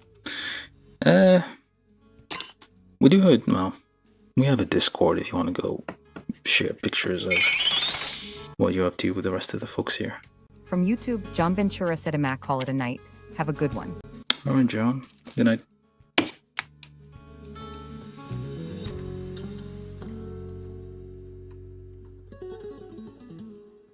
Okay, so we got shoulders. Now we need E1 times 8. Alright. Those are gonna be a pain. Maybe I should, like, yeah, I'll do that. I'll put those on the things first and then file them carefully. Because I'm not gonna be able to hold these and file them.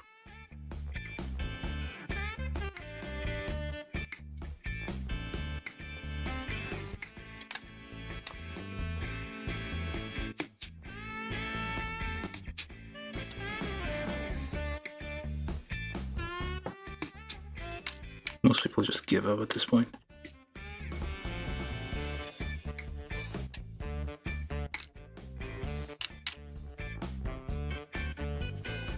Also, if anybody is new here and watching, do consider subscribing. If you feel like it. No pressure. You can just subscribe and forget, that's fine.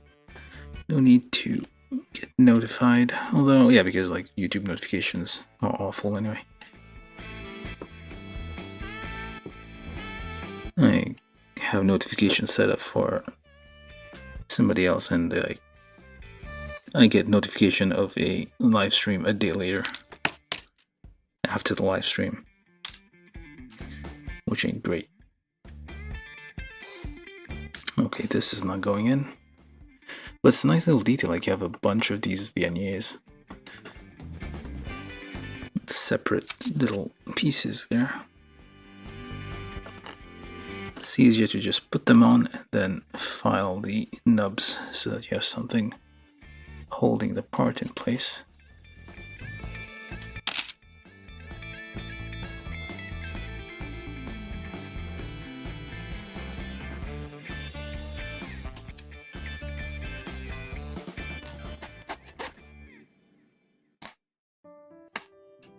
Carefully though. You want to damage around. This is why needle files are better than, I think there's, well, glass files are usually technically for nail files, and they are kind of large and flat, so it won't be kind of a bit difficult to reach in there. From YouTube, Marcel Mendieta said that's a lot of thrusters. Yep. Well, yeah. For GM, you feel like it. Like it's a bit much.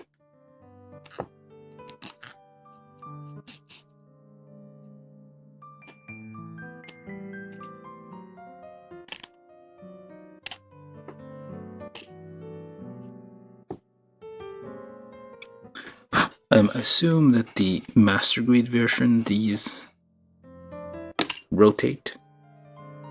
These are like ball mounted, so they're further directional. Well, at least I hope it would be. But yeah, the whole thing is like hyper mobility in space.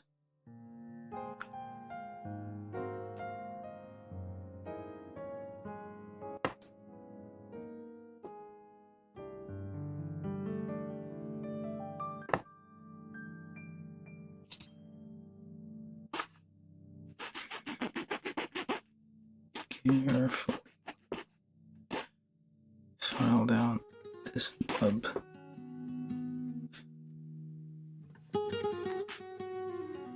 Without scratching up the rest of it.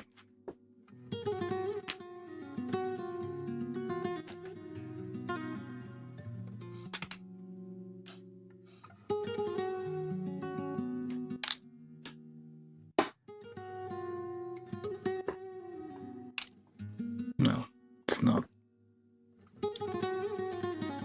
easy anyway to get these on.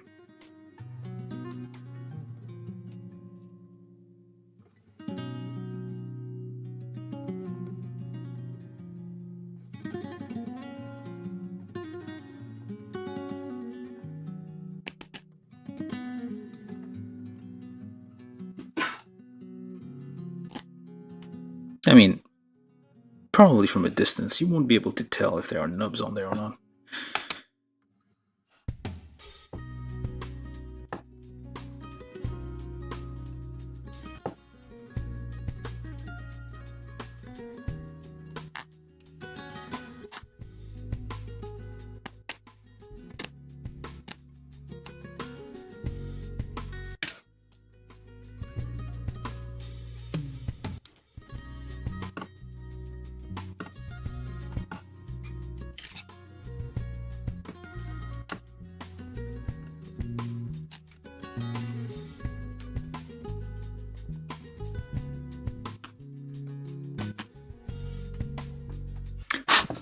Alright, we got all our tiny thrusters there, although they do have, yeah, little. They need further. Like the outside is black. No, wait, there's a little, yeah, the outside is like kind of. There's lots of lines, essentially, panel lines to be aligned on this thing. It's gonna keep you busy for a while if you decide to detail those. Anyway, step 6.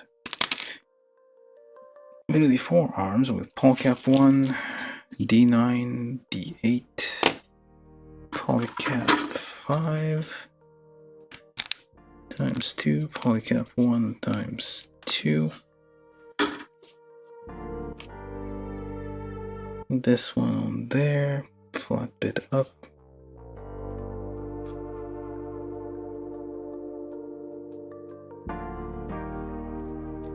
This thing on here.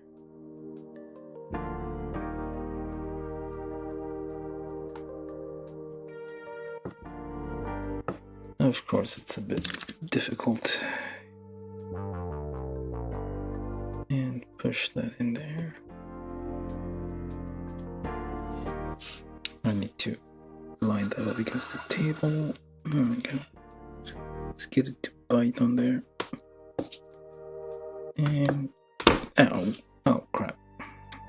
Oh, let's squish the polycap there. You can sometimes crush a polycap, so might as well just like shave off the crushed part so it doesn't prevent other parts from fitting. There we go. And number 2 there, just a little bit of a pre-drill here, a little bit of a pre-drill there, and there. Why not? And here, 1.5. And then just line those up.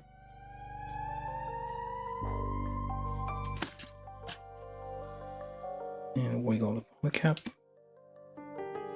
as well as shave off any nub that's kind of in the overlap there.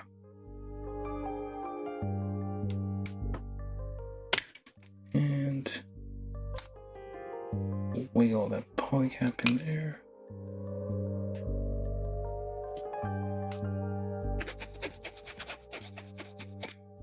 File down the nubs together.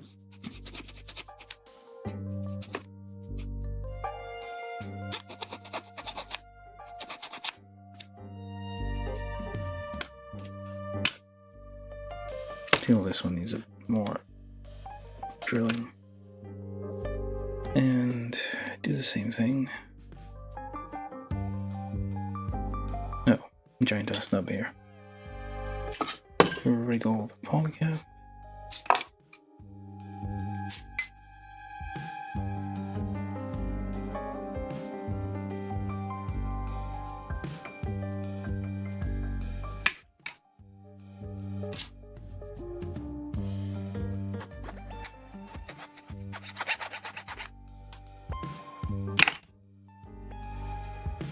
I feel like, yeah, this polycap is pushing the parts apart.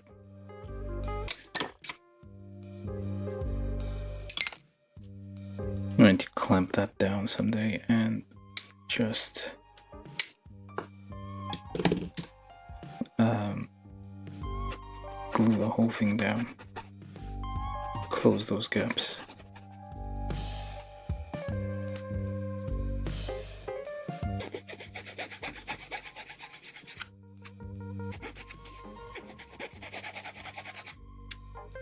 Like so. We got 4 arms. Let's do some hands here.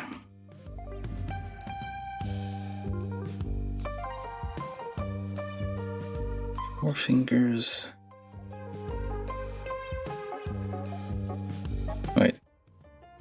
There's no beam sabers. Oh, there's no beam sabers. I thought these were beam saber hands, but they're not.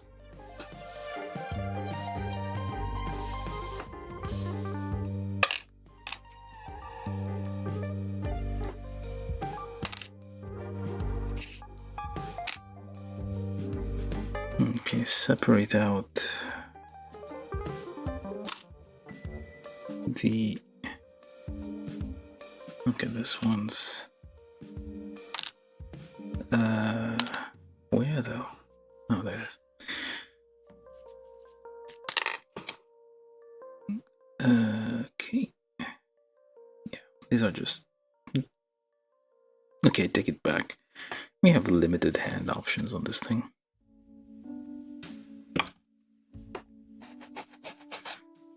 A bit disappointing.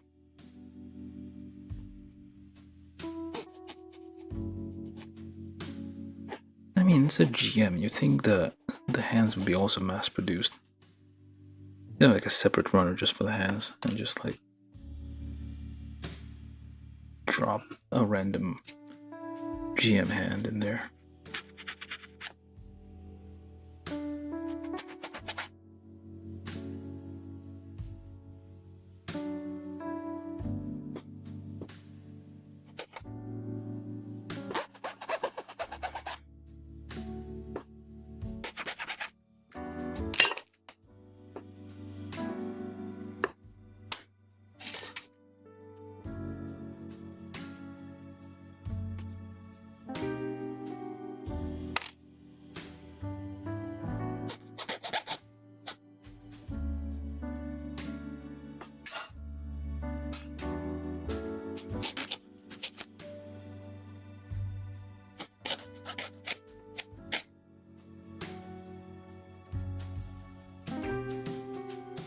A bit unnecessary level of cleaning, but oh well. Again, it's like, unless you look up close, you're not really notice those.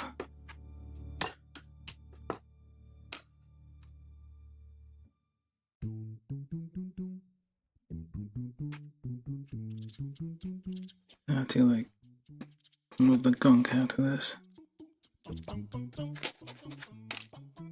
Just use a paintbrush, stiff one if you have it, and just brush out the that's dust from your file. Doesn't work on sandpaper though. That's why I use files. Reusable, renewable.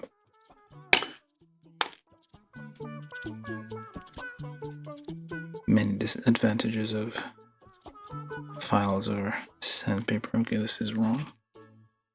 What the heck am I doing? Oh, what the? That's completely wrong. There we go. That was A9, A10, A13 plus... Oh, that is A9. Yeah, A9, A10, A13. But closed fist. Assuming we can get this one on. There we go. Now, assemble the arms.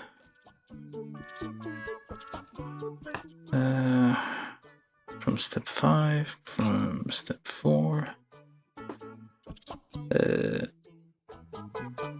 Wait a minute. Okay, rounded bit here, the line. You can take a look at the diagram and kind of figure out like how the lines line up. So like that and like that. And push that in there. Like so.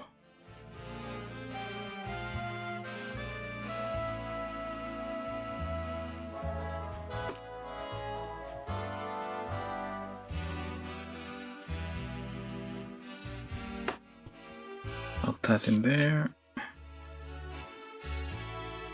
And that goes in here. And the other one does whatever it needs to. Okay. So moving on to the next page.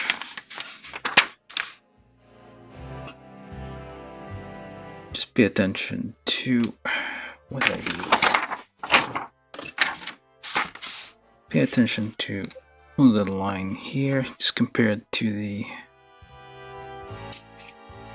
instructions, so you know which way it goes.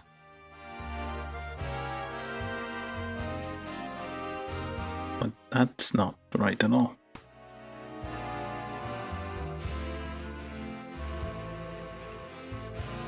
Yeah, that's not okay at all. Okay.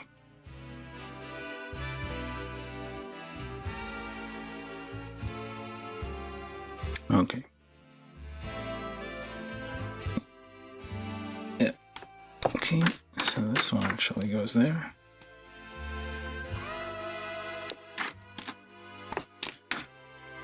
I think I could just like twist those around and it'll be fine.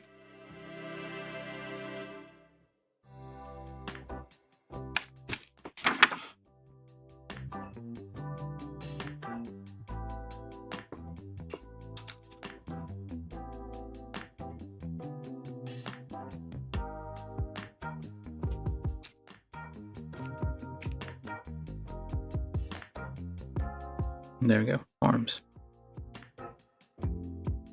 Some mobility on there to direct those, but normally those would be movable. Alright, both arms, done. 2 hours, okay. I think we're good on time. Should be able to do the rest. Okay, now the feet. All cap 3 times 2.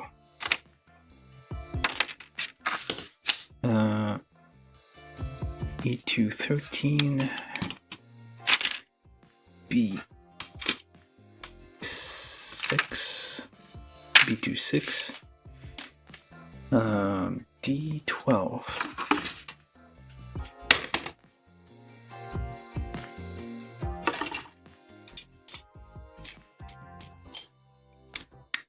D12 D11 D10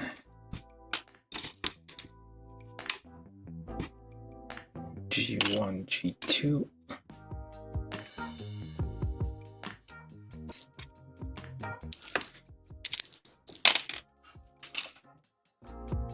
all right.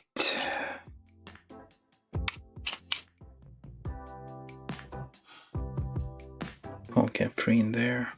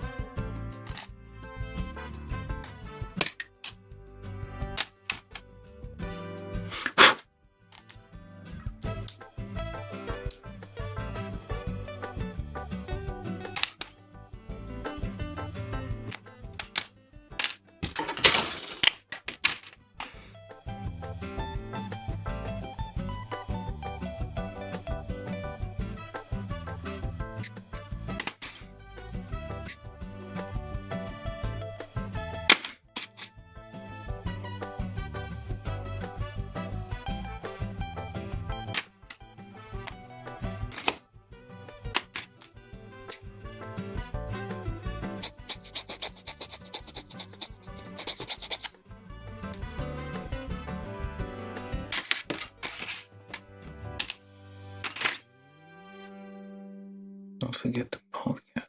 Alright.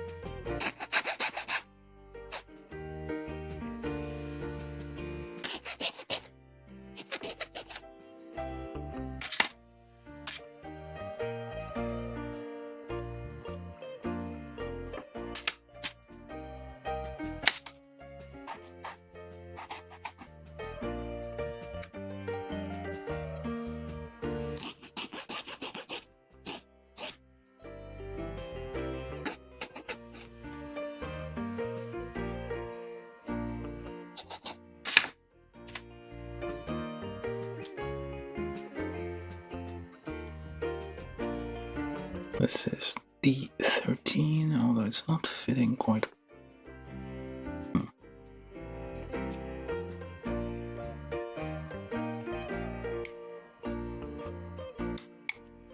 Why is it not fitting?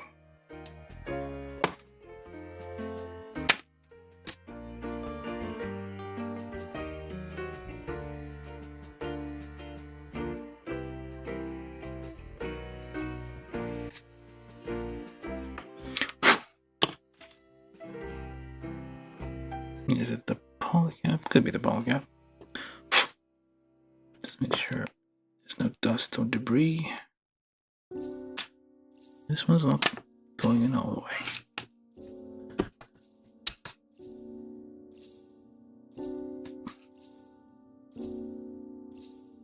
Why?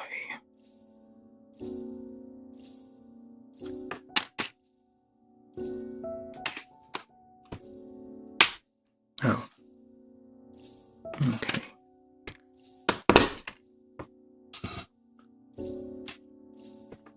Kind of clips in there.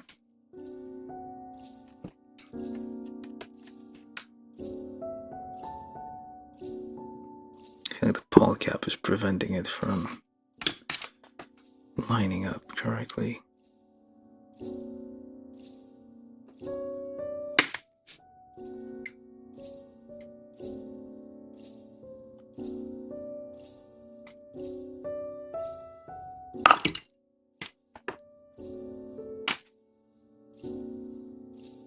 Like a tiny bit of a gap.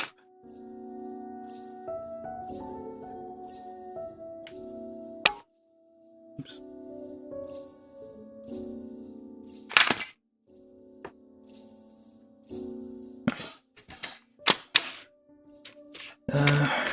G1 and 2.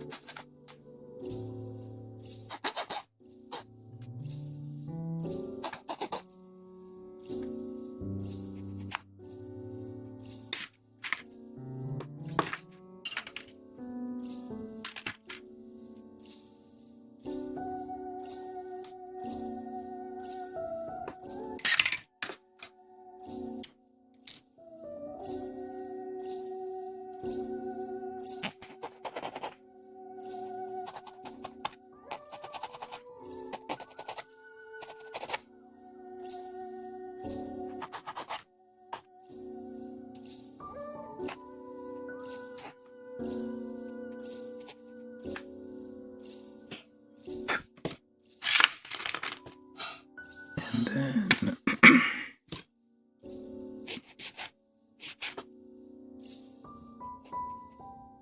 D10, 11.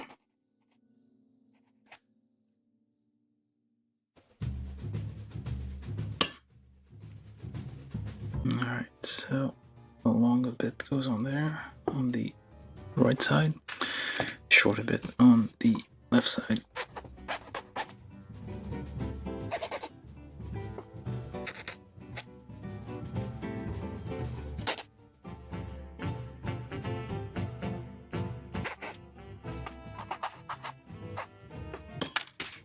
Very, very slight pre-drill here, just at the entrance.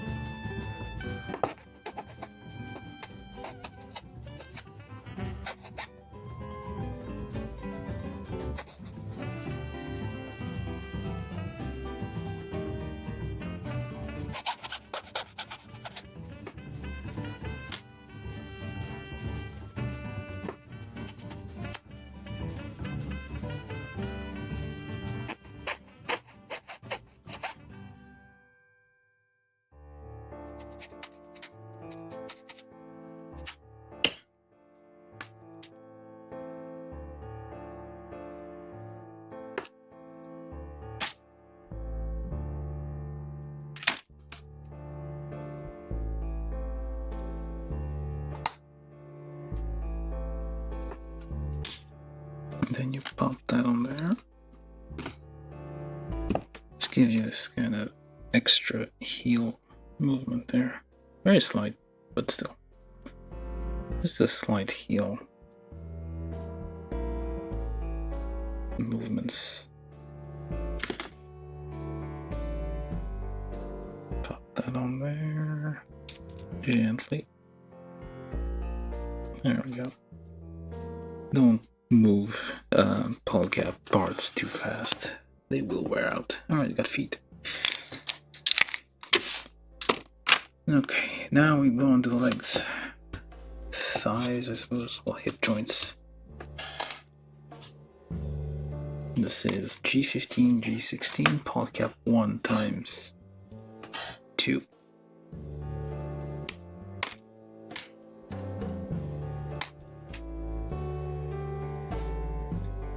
Flat bit on the outside. Might need to thread that in.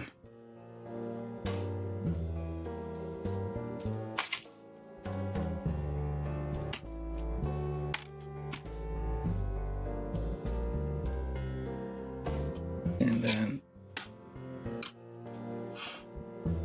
oh wait, that's, well, G15 here, so just pre-drill very, very slightly, because you still want these to be kind of holding together and not falling apart. Alright, get that on there.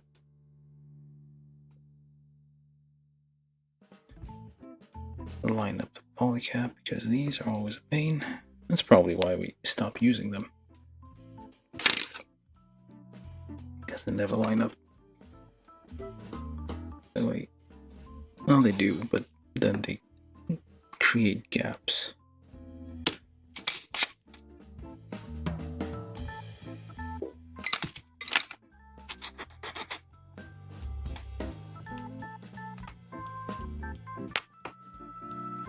Should have gotten these nubs out before I did this, but oh well.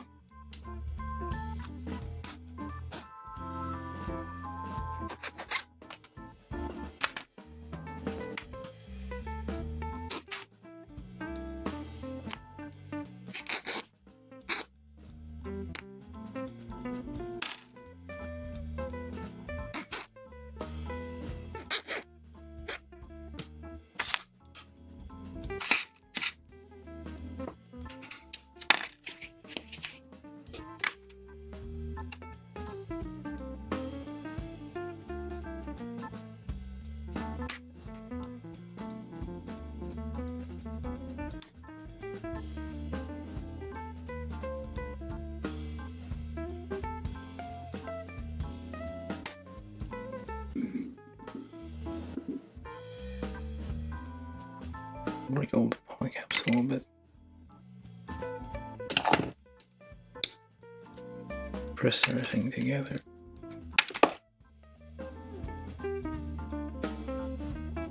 Still kind of a gap. And just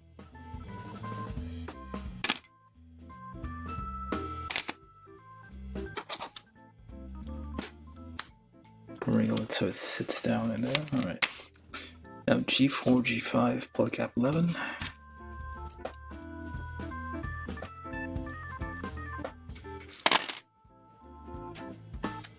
Times 2.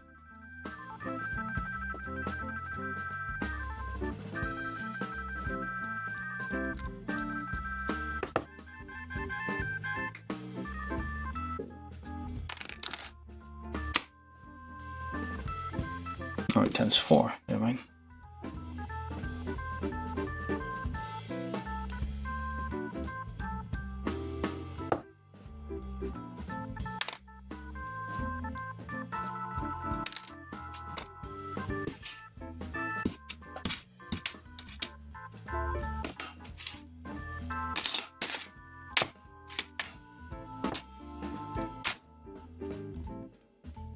And this is G6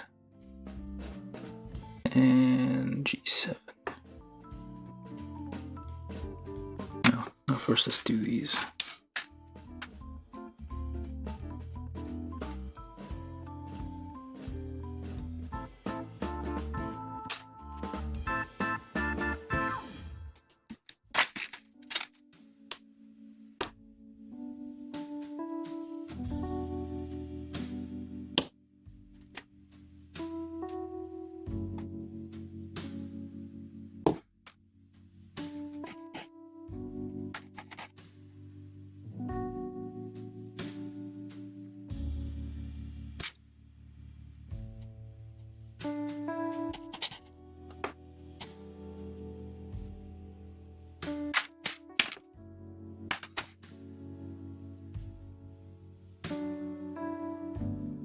Wait. I guess it doesn't matter.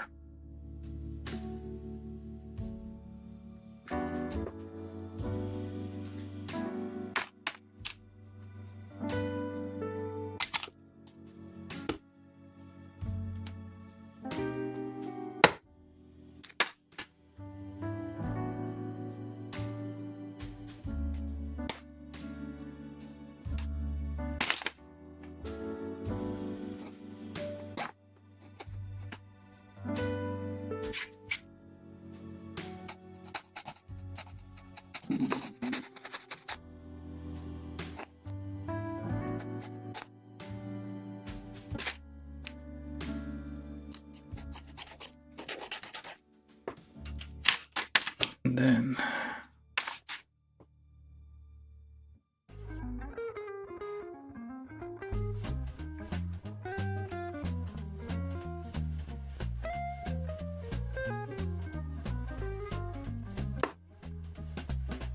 twist that on there. Wait, that doesn't seem right. It's supposed to be on the inside. That's alright.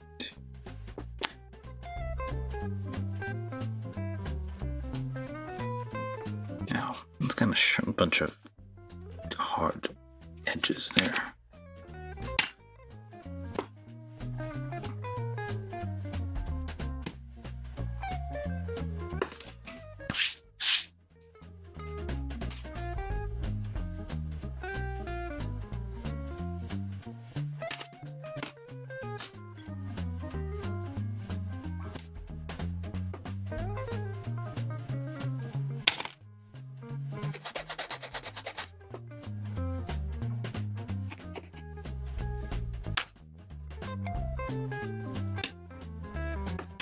Okay, so then same thing on the other side.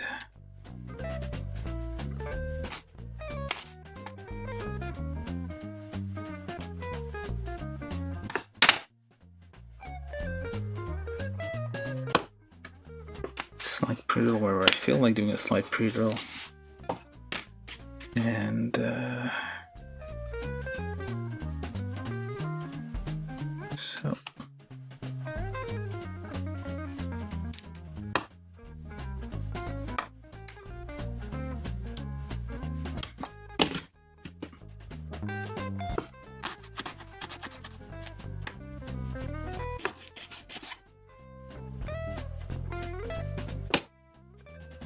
think I missed something. Yep. A little bit of... Okay, nobody's gonna notice that, I guess. Let's just ignore it for now. We can cover it up later. Okay, so we got knees. Or, yeah, knees. Now D14, 13.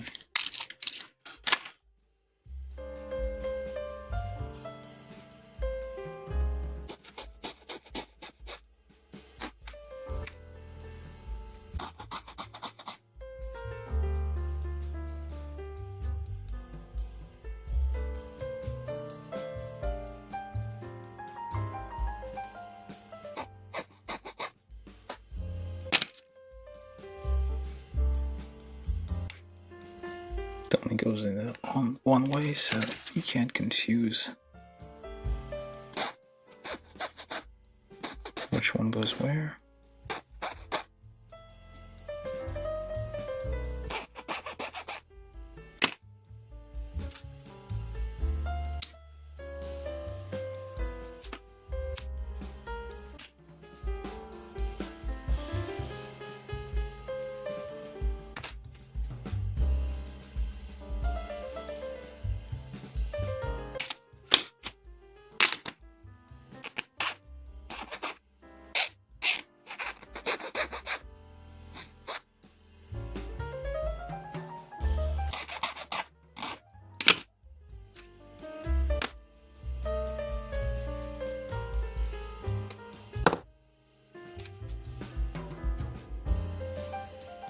It helps hold this thing together.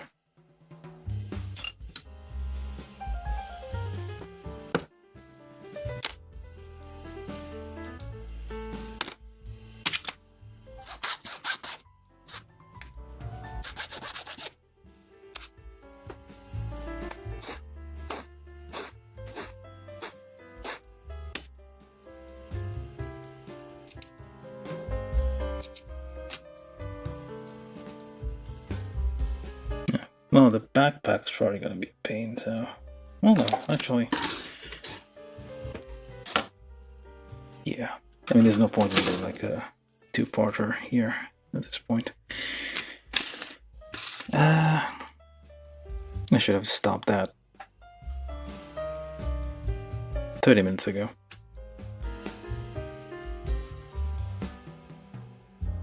Maybe I should have done a two-parter, I don't know. Okay, so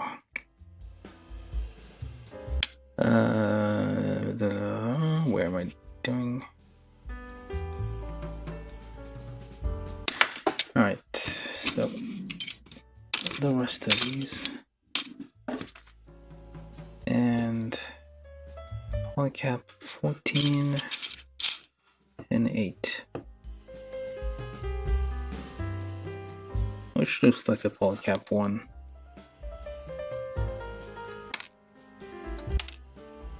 Polycap 8.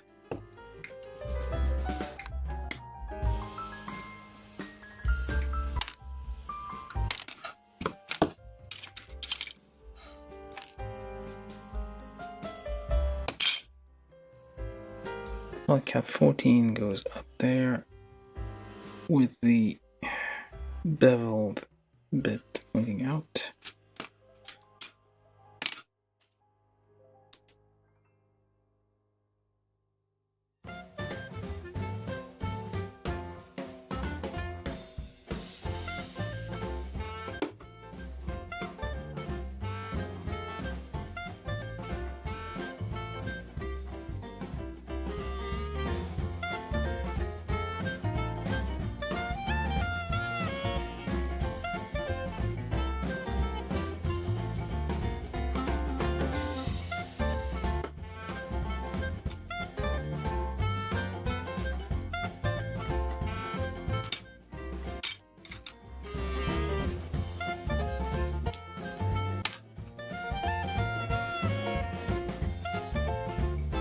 Polycap 8 on the bottom.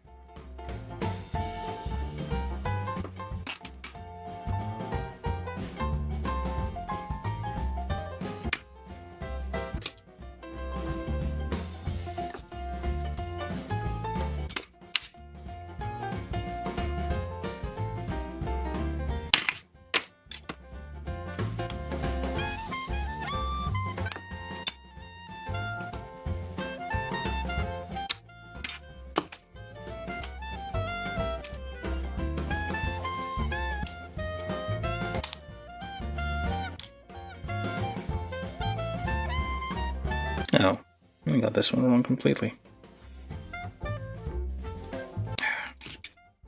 Other way around. This here goes like so. And this one goes like here.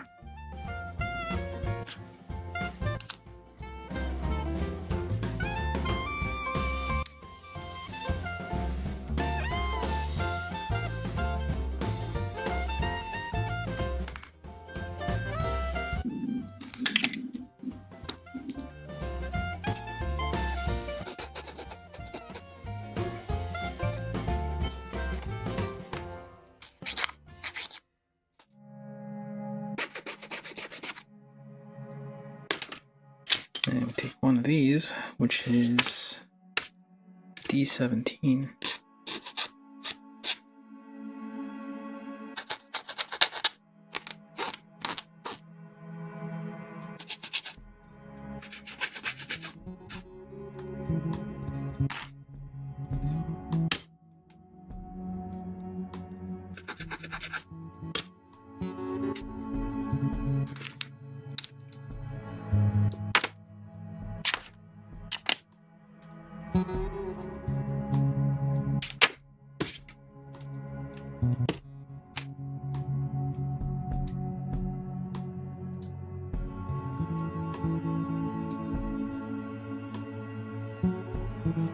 Okay.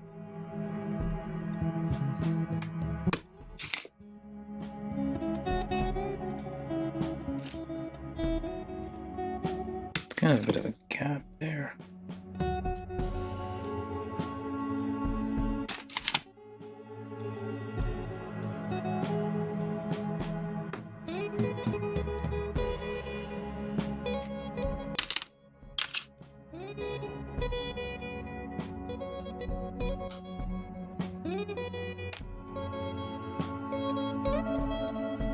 Same problem here. Just swap those around.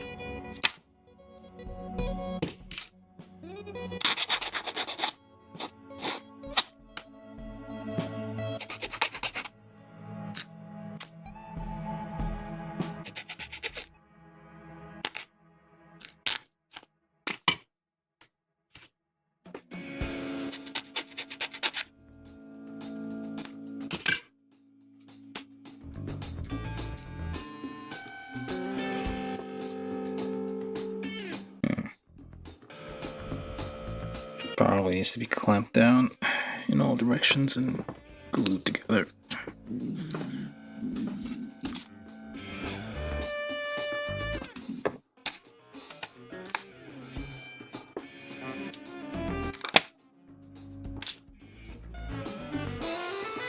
Alright, so then that goes on there.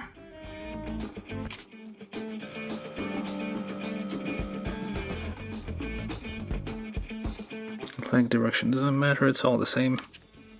It says use stickers here.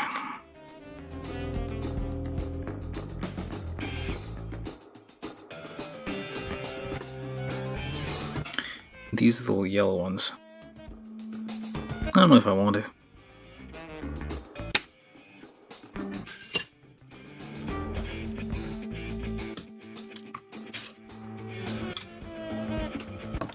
I don't think I have good enough. Oh, I know that works.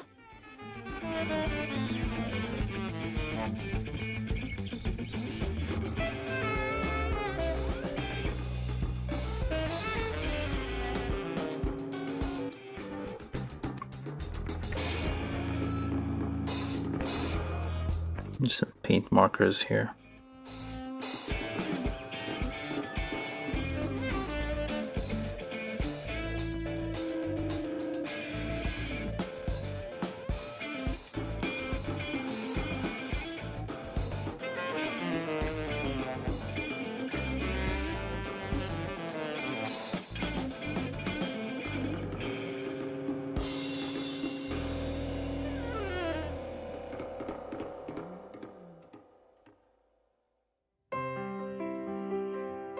It's quicker than stickers.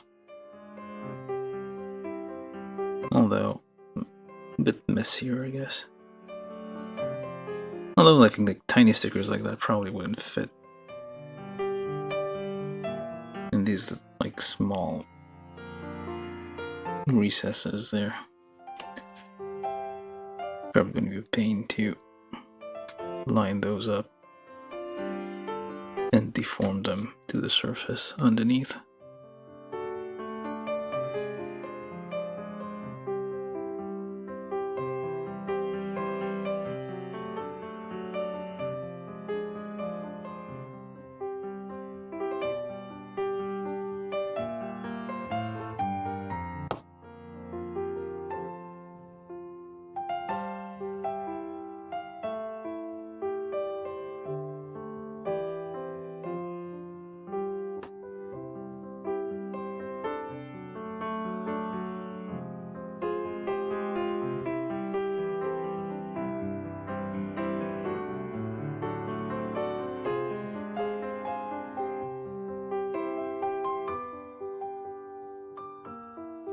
There we go. Just a quick paint job there.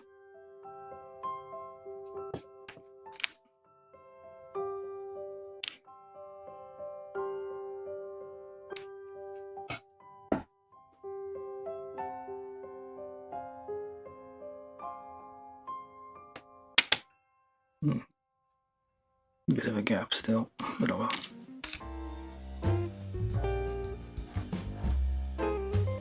Let it dry for a second, or just pop the legs on. Well, I guess legs and feet. Okay, so then we just pop those on whichever. I don't think there's any.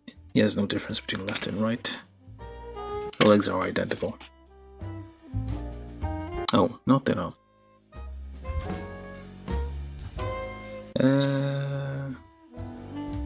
That's the front. Is there a difference? I cannot see a difference. They are identical. Yeah, they're identical, just like twist this in a different direction. So, yeah, there we go. Legs. And feet. Alright, so now we move on to the waist.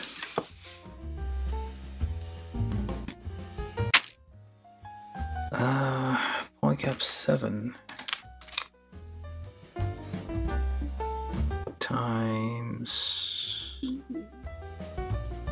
1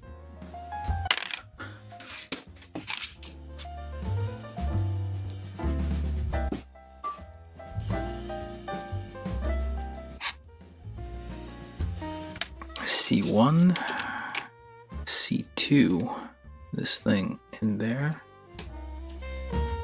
Just lined it up. Oops. Just press that in.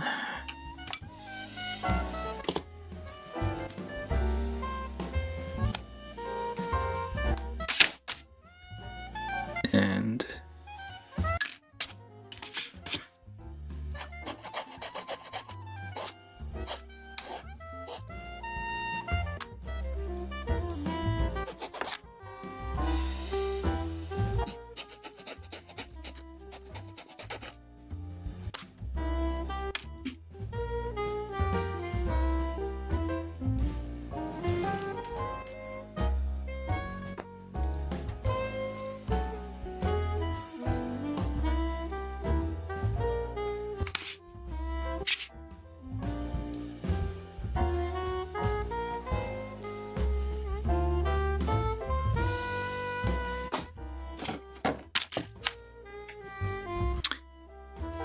so then we need A23, so let's go get the rest of this.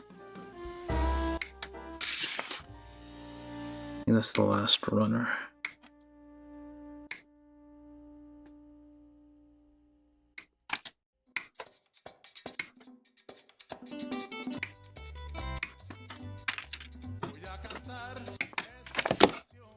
Con mucho cariño de mi corazón. a la República Dominicana, la casa del merengue y la casa de la bachata. Voy a cantar esta canción con mucho cariño de mi corazón a la República.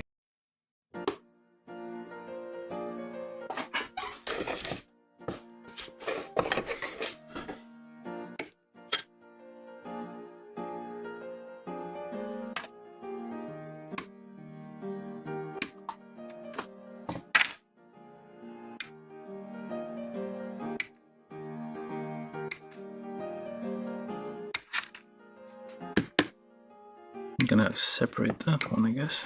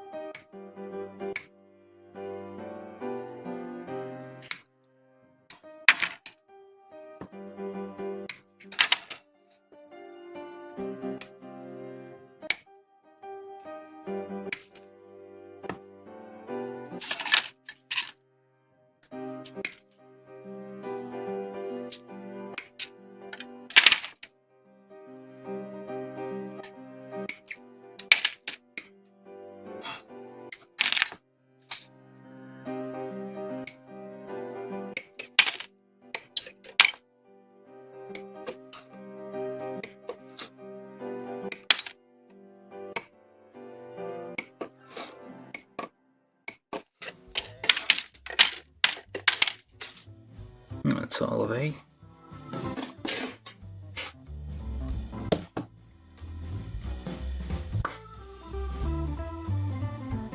Oh wait, I think I missed something. Oh yeah, I did. These are on the legs.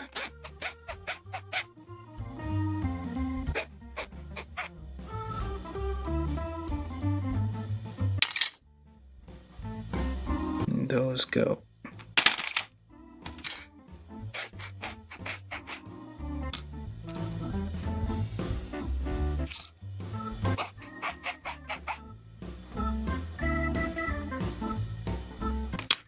Over there.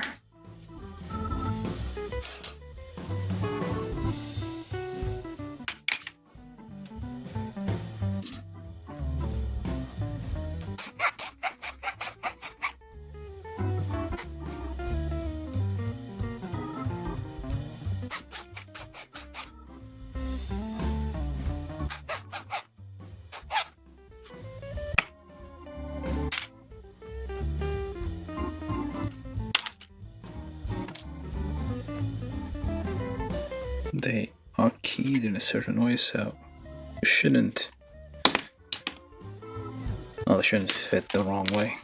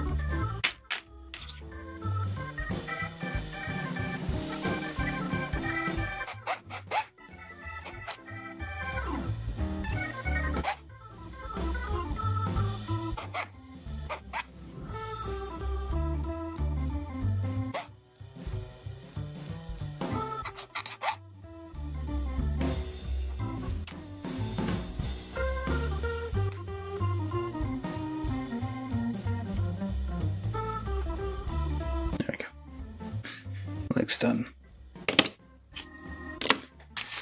Alright. Pull A over there. I guess I'm gonna need that one over here at some point.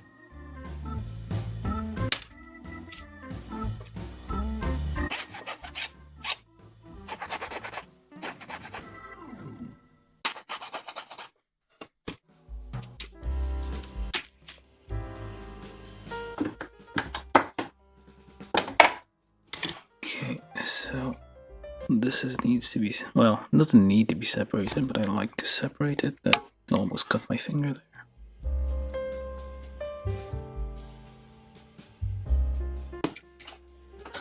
Okay, I'll use this trusty saw there.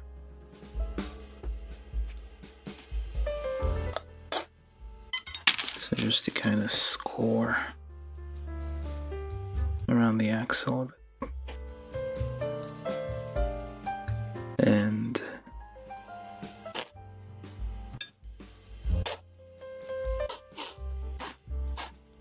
not going all the way. Just a bit, and that should be enough to break this apart. Now,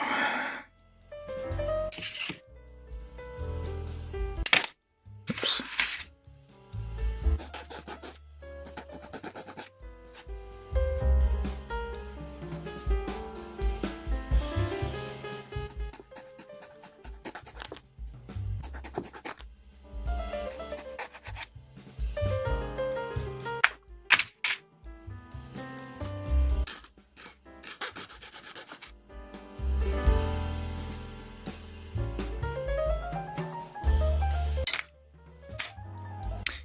Okay, it says to put a bunch of stickers everywhere.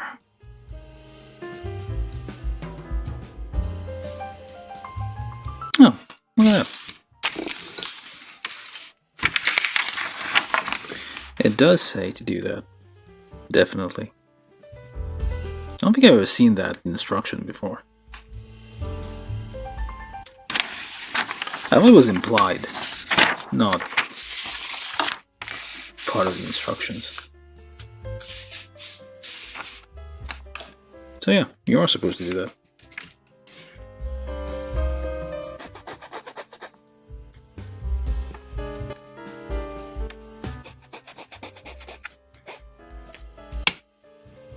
Yeah, I thought I had discovered something. No. It's expected.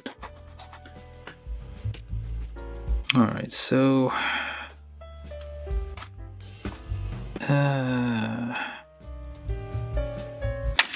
C7.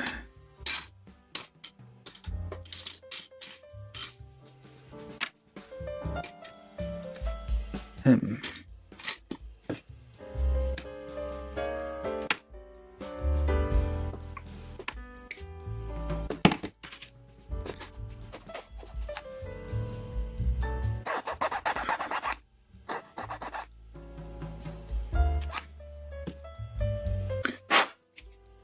Dots of yellow.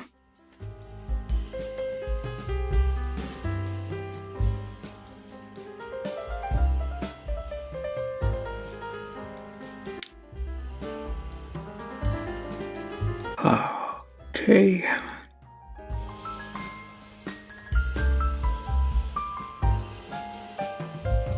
I guess I'll do the same trick.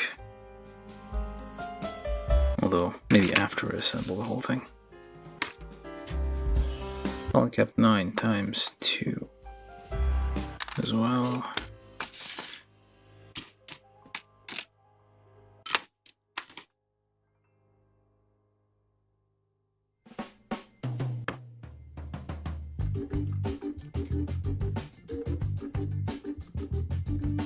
Those are always kind of annoying because they always come out. Well, they don't hold on very well. Like the ball doesn't really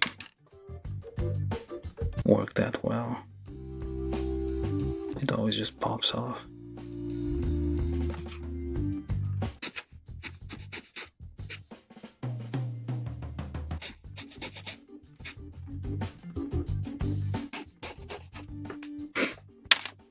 Okay. Yeah, it's yellow everywhere.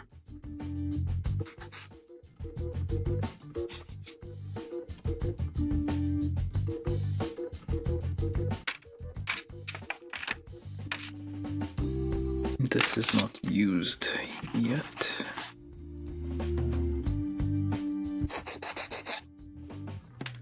I have a hole here for the action base.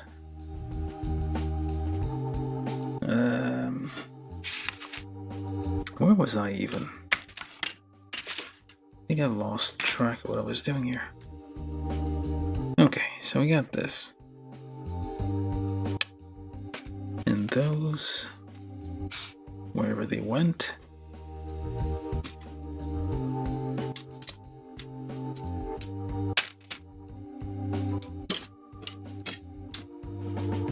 Lost track of all the parts.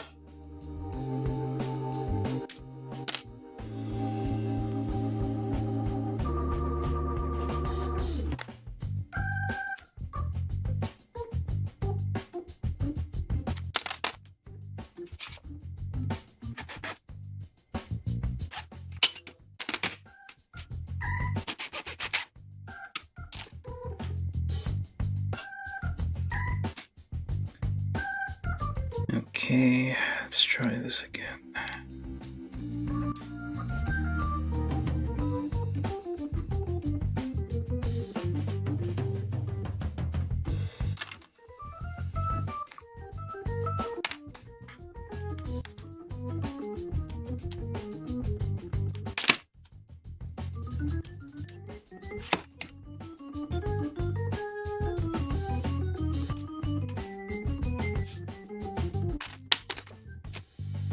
This is A26 C7. That allows us to put those on there without them falling out.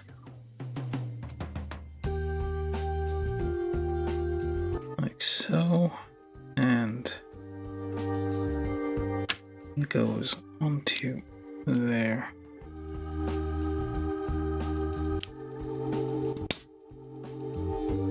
Like that.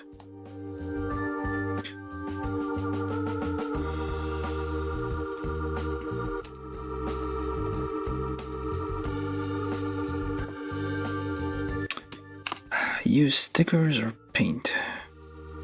That is the question.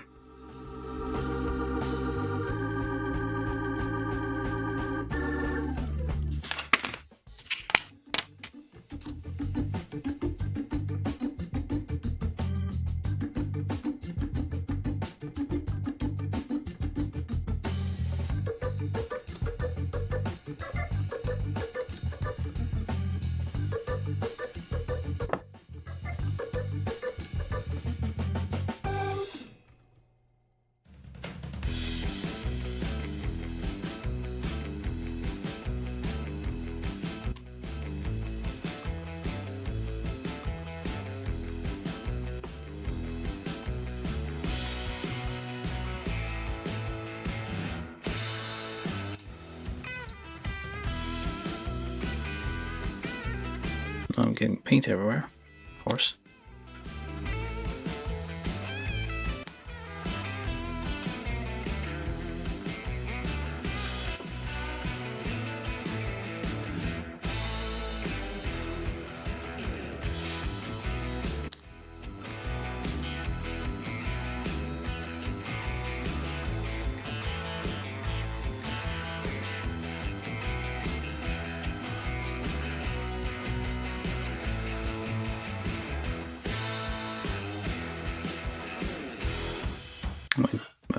Might do a sticker for that one.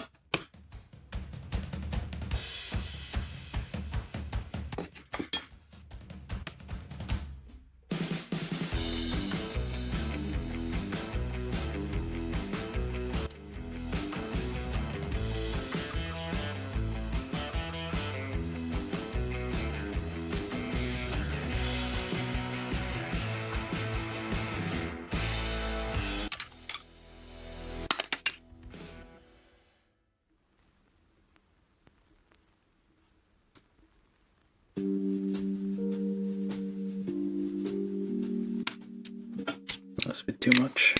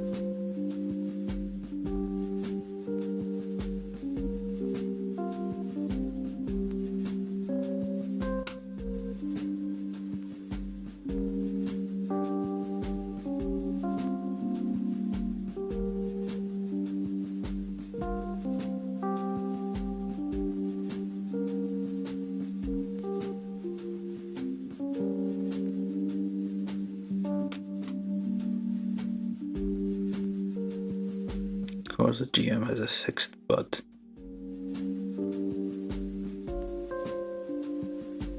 This is required by law. No, I think most HG kits would, but HG kits would have that high grade. So it's not unusual, but I feel like GMs traditionally have like very stiff skirts. What else do we put on there?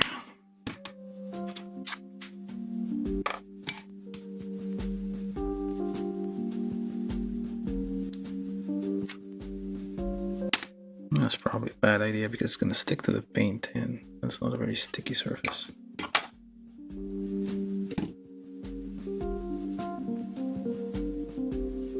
And of course it flipped off.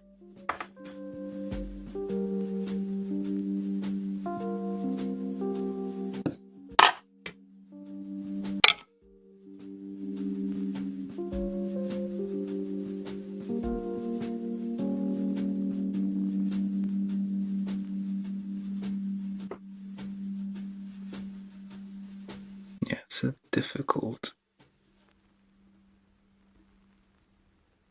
shape here. It's very small.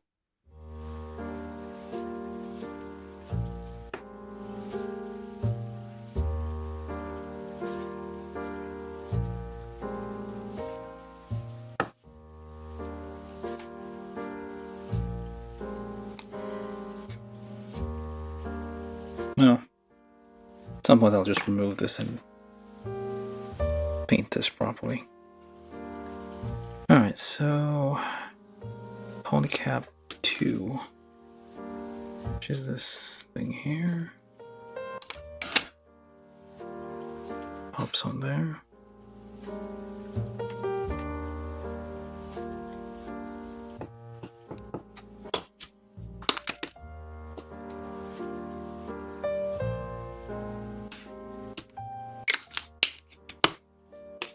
And this here on the back.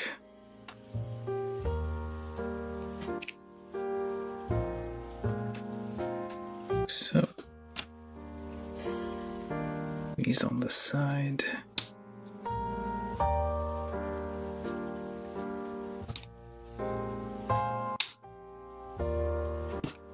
Okay, yeah. Paint is easy to apply, but it is chipping quite easily.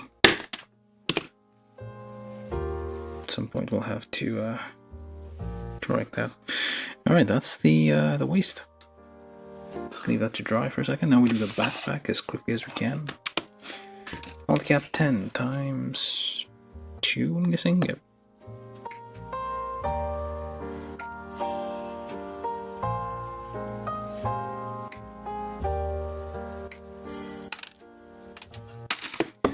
And then A18, A3, and you go onto there.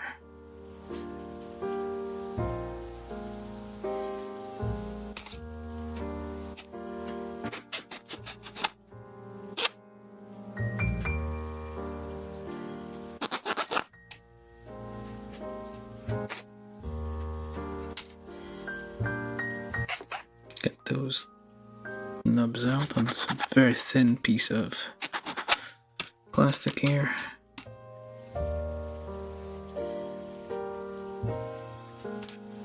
And that goes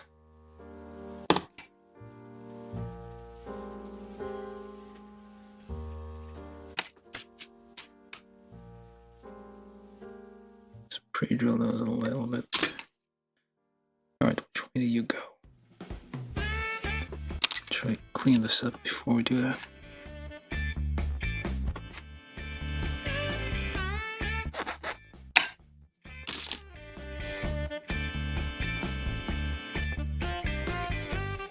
Try to get it to line up the same way, like it opens.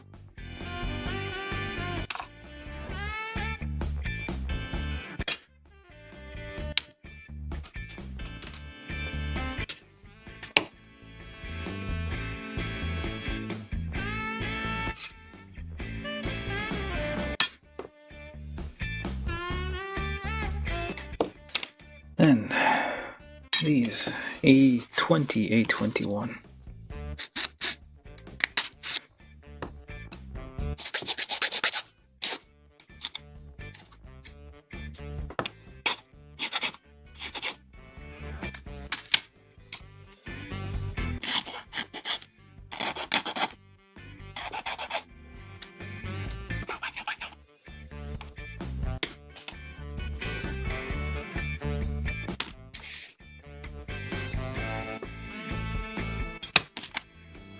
Bunch of number 3s here.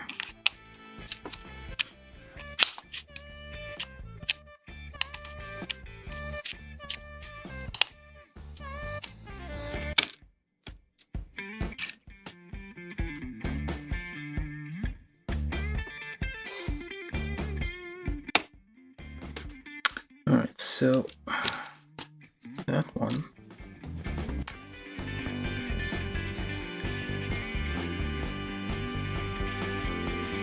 Try to. No, wait, wrong side.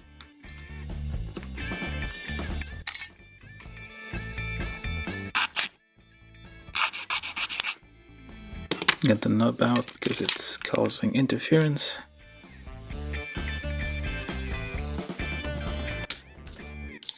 Like so, there we go. Just pop that in there. And on the back, or on the front, well, that's the back.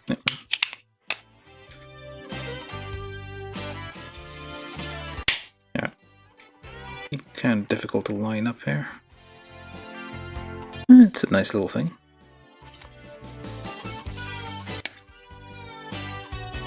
Does it line? Yeah, it has those things on here. Now, C5, some animation, I guess.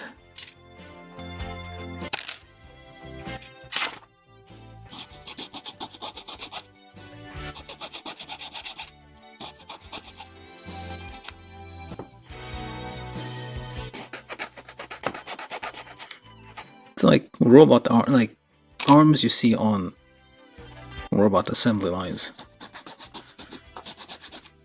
Just used to, like, well, get stuff out of the backpack.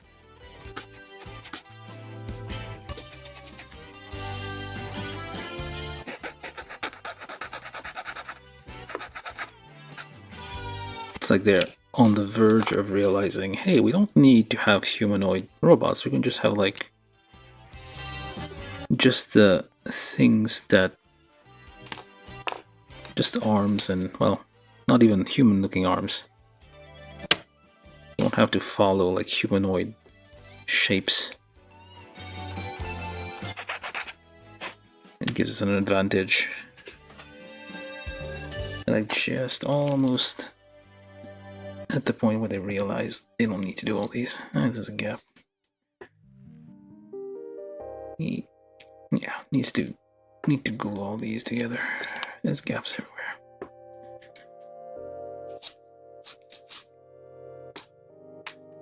Okay, ammo packs go on there.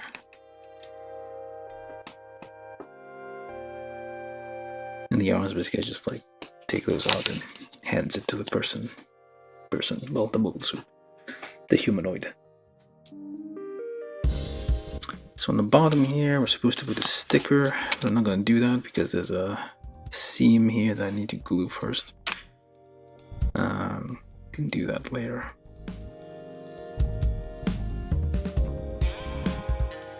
I wonder.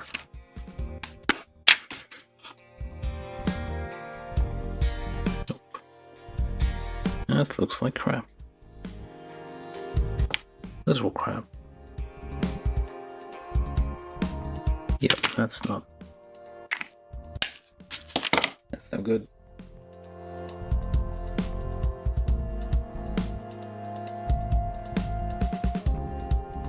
Let's wipe it off. Hold on.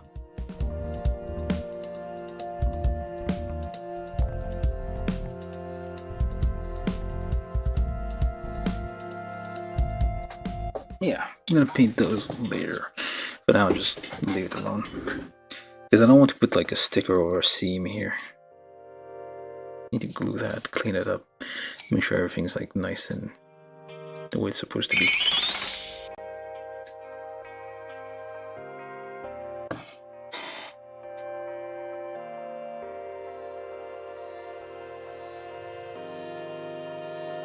Oh, hello person from Twitch, how you doing?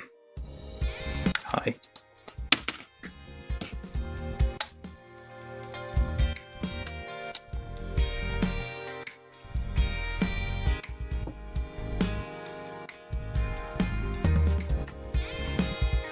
Then we'll put the rest of those. Oh, actually, we need to do these arms.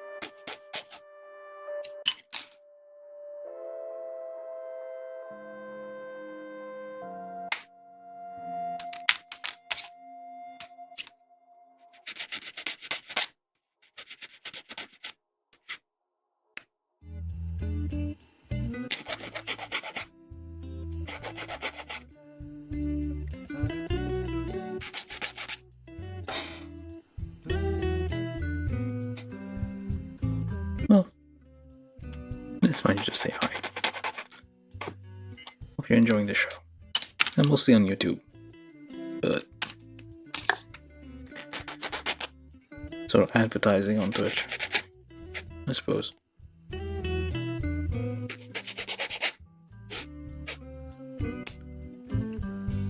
Do consider subscribing on YouTube if you're there. Follow on Twitch is fine, I guess. Although I doubt I'll ever get affiliate status or whatever over there. Alright, so that thing goes on like that. And those go in there. Which way? Try to get that on there. There we go.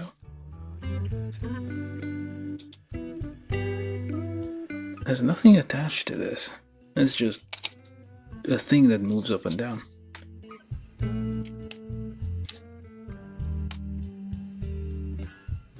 Okay, that's gonna be a tricky one. And it broke.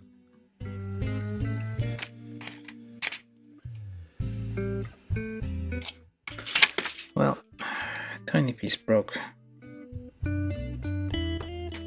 Not the end of the world.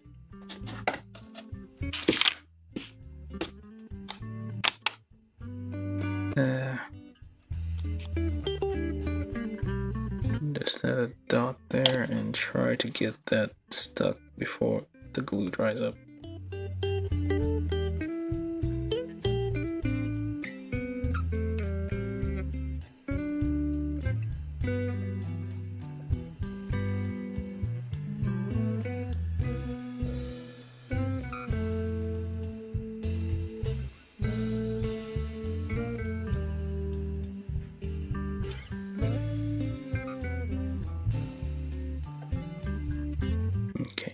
Try to get that on there. It will also help. There we go. It will help like guide this and make sure that it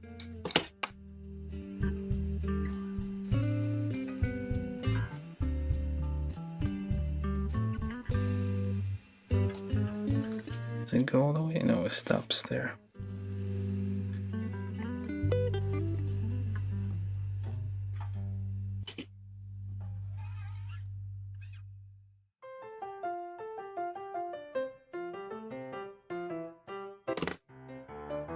leave that one for a bit. Just don't move that anymore. I don't know what these are. Oh, the arms folded. Okay. These are the folded arms. Well, that's going to be troublesome. One of them's broken, so I'm not going to move that. That's an option, I guess.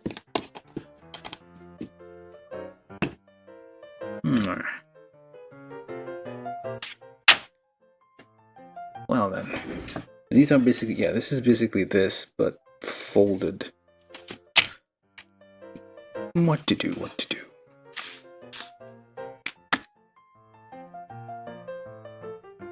Well, at least it looks like. Well, we'll see how it goes.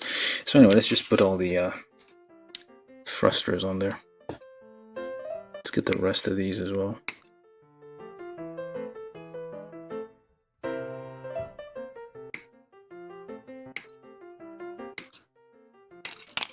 And we're almost done. For real this time.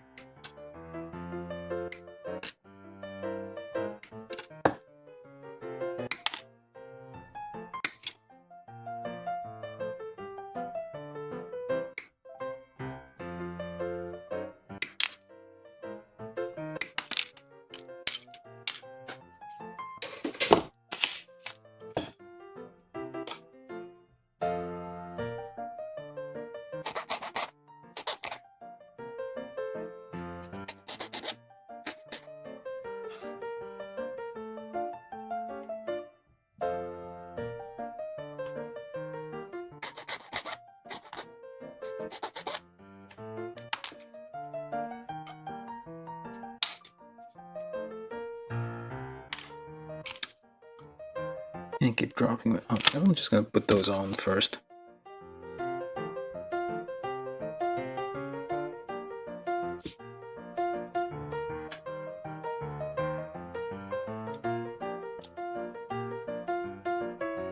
That way it has something to hold on.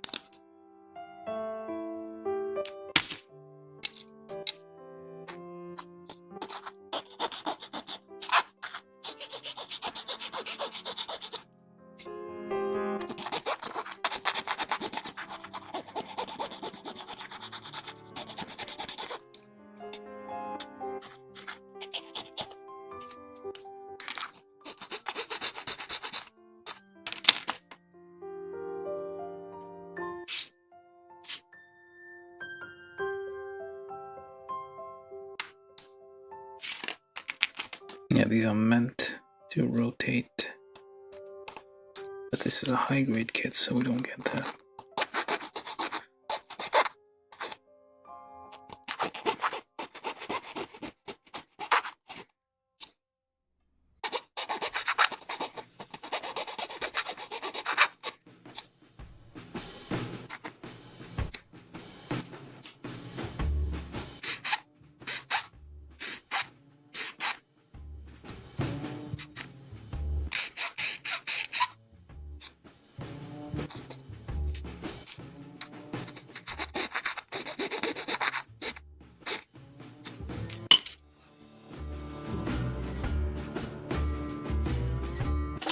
Alright, so we got all these.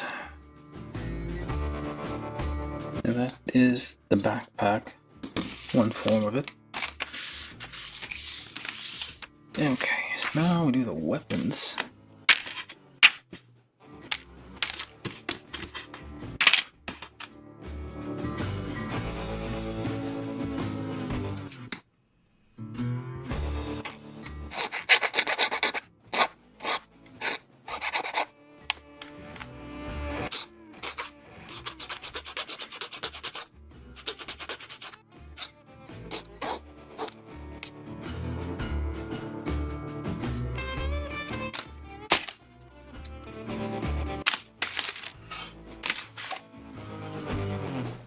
Polycap 13 times 2.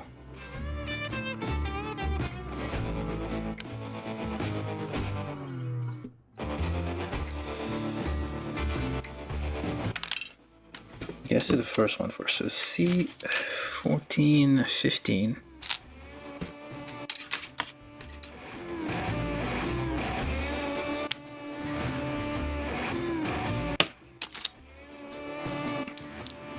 You can see the ammunition pack here, the same as on the backpack being used. So you can guess that the arms, the robot arms on the back, not manipulators. Manipulators are what they call the hands or the 5 fingers.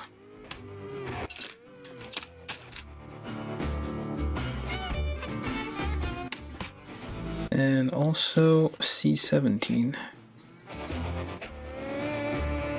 Easier to just put that on there first and then file sand value.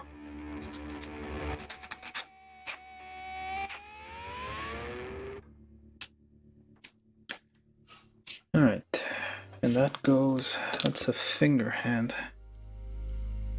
This is the left hand, I guess. Nope, the right hand? I would have thought. Okay, right hand is the smaller one. I guess the larger one goes, it's kind of a shield at the same time.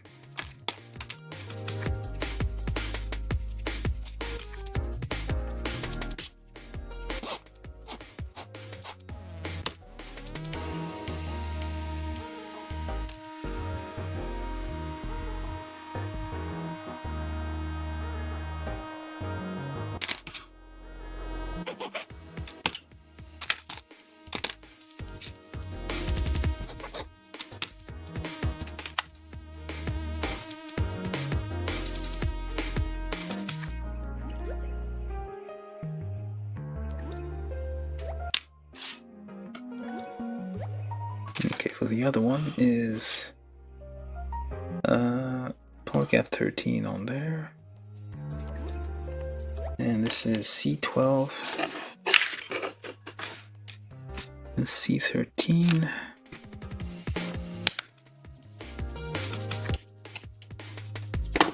And pre-drill whatever.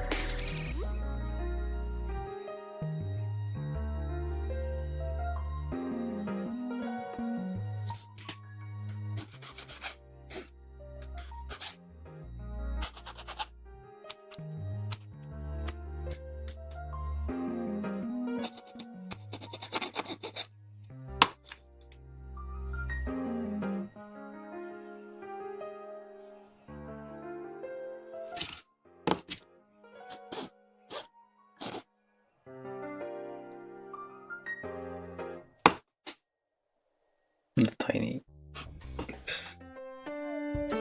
something here. Let's get the dust out of it. Alright, so then on the outside, you pop that on there. And this here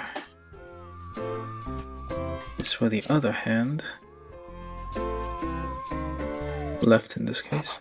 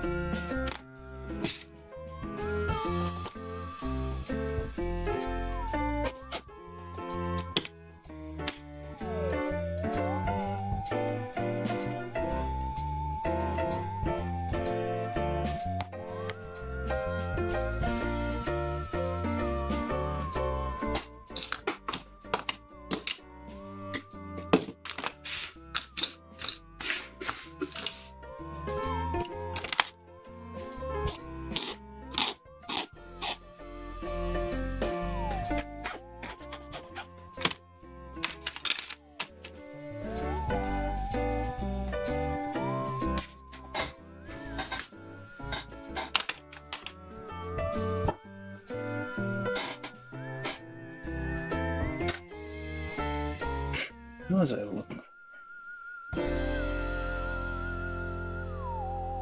Oh, just dust that a bit. And a bigger brush on this. Just go in the Five Below or dollar store or something. Just get some cheap makeup brushes, big ones, to just dust off your old suits. Alright, so then that goes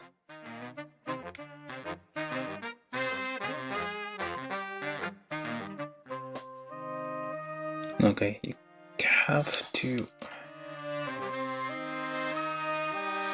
I see. Never mind, so you have to do that separately. You have to like lock that around the arm. Alright, that's the weapons.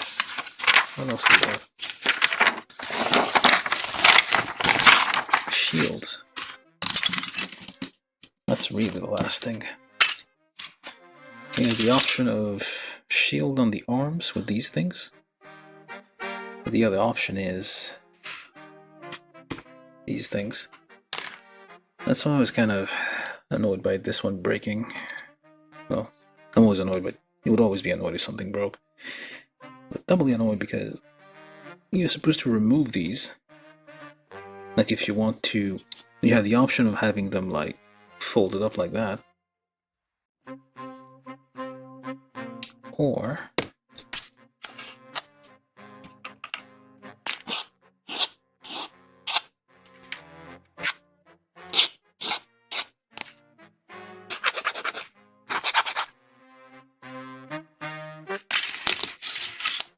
expanded and holding the shields in a very Thunderbolt kind of way. Feeling Thunderbolt as an adjective. Just weird. Anyway.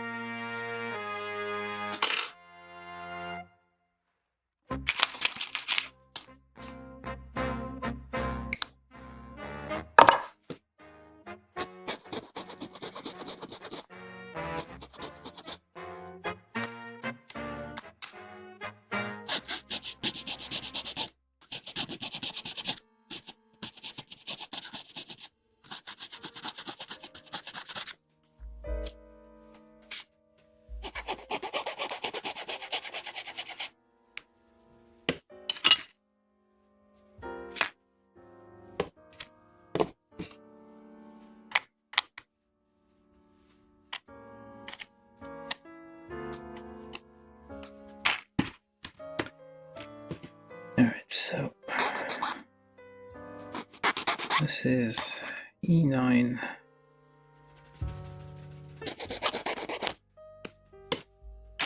Goes in there. And pops up there.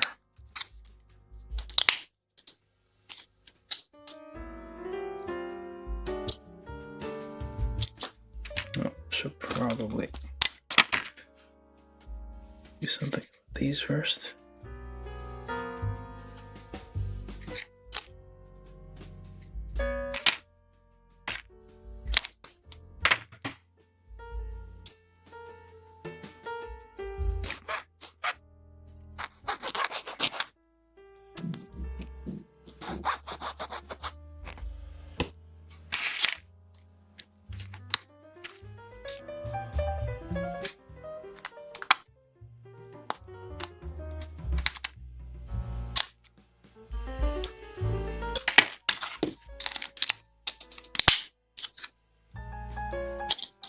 And kind of pop them there. And those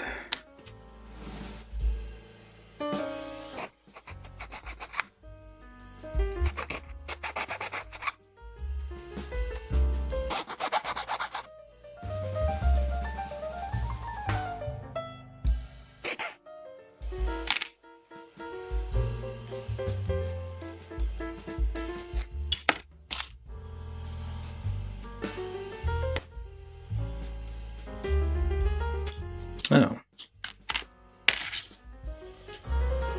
Well then. That's what you get for being in a hurry.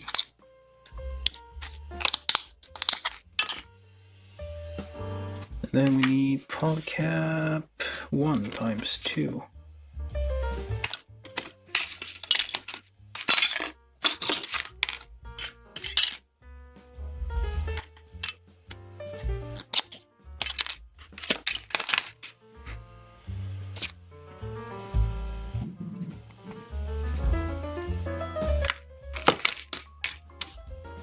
With the flat end down,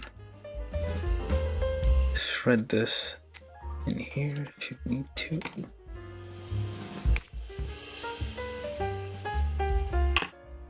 And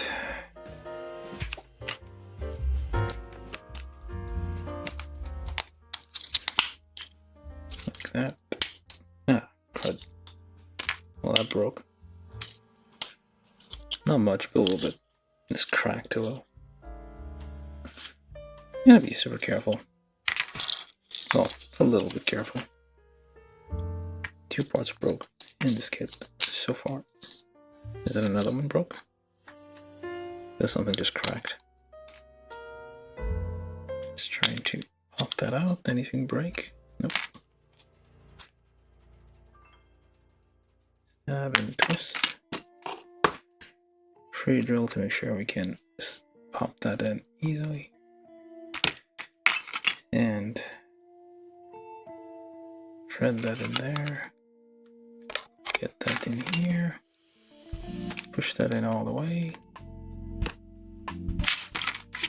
Do the same thing again, like so.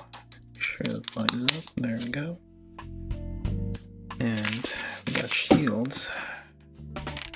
We need some handles for it.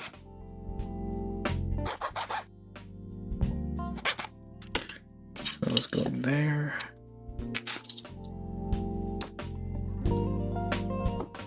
Like so.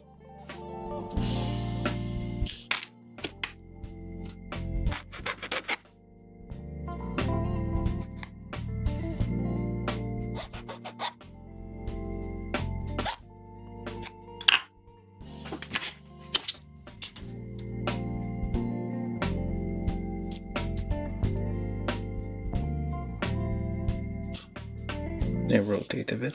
Okay, so then that clips on there. Punching. And punching over here again. Line it up with the middle there. There. And then we need those things which I misplaced. There's one. Oh, there's the other one on there already. Right, so this is A29, A27, A1, and that was D7, E9, D3. You have the option of using wherever they went attachments to put them on the arms rather than on the backpack. But then I prefer it on the backpack, really. It's very Thunderbolty to have it on the backpack. I think that's all the parts. We're done. Just put the tools away for a second here, and we're gonna do the assembly of the RGM-79 Gundam Thunderbolt version. Yep, that's all of it. I'm gonna build this thing.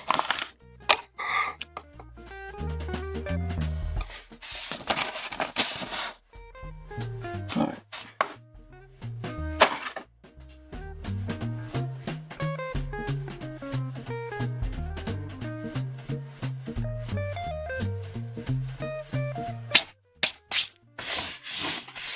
Alright, now we are assembling the RGM-79 GM. I said GM twice to insist on how GM this thing GM is. Alright, so we start with the foot. And get another foot. And then we get a leg. Try to get that on. Oh. Hold on a second. Yeah, just always verify that if you're using polycaps, your ball joints don't have nubs on them, because those will scrape up the polycap. Alright, so get that in there. There we go. I should move it a bit closer.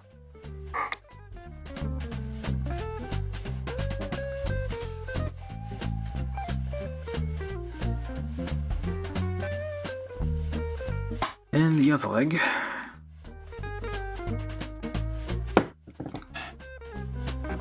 It's nice.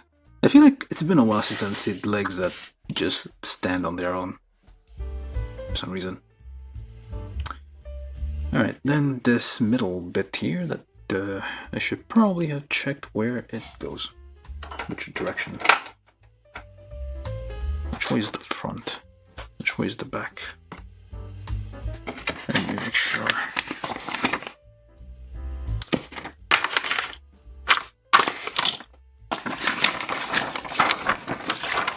Hold up. Which way is the front? No. Okay, this way is the back. So, yep. Push that in there gently. Gently.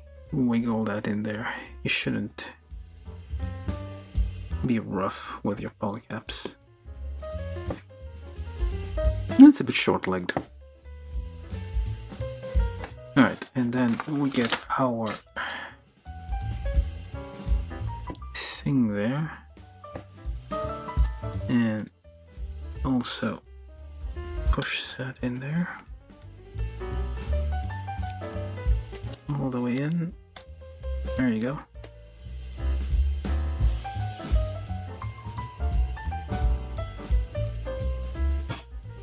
And then we get this little piece here, which I'm assuming goes like this.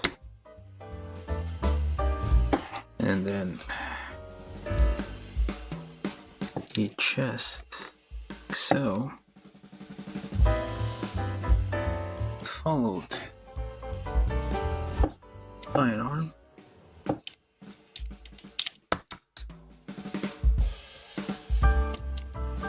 Gently pop that in. I should have checked if... Yeah, it's fine.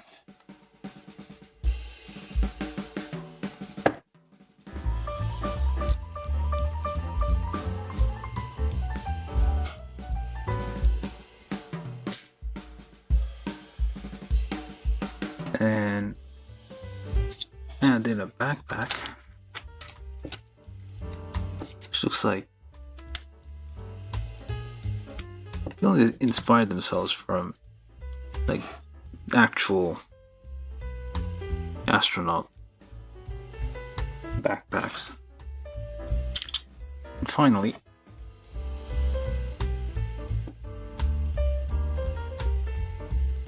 a head only a GM's mom would love. Oops. RGM-79 GM. There we go.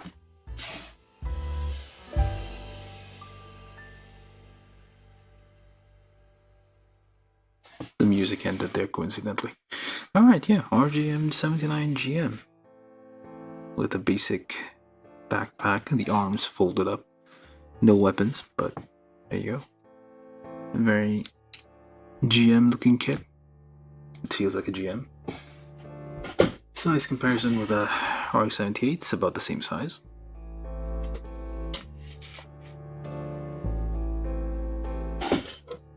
Of course, the Zaku's are slightly shorter. Well, stockier, I guess. About the same size. Not sure why I'm doing a size comparison, but oh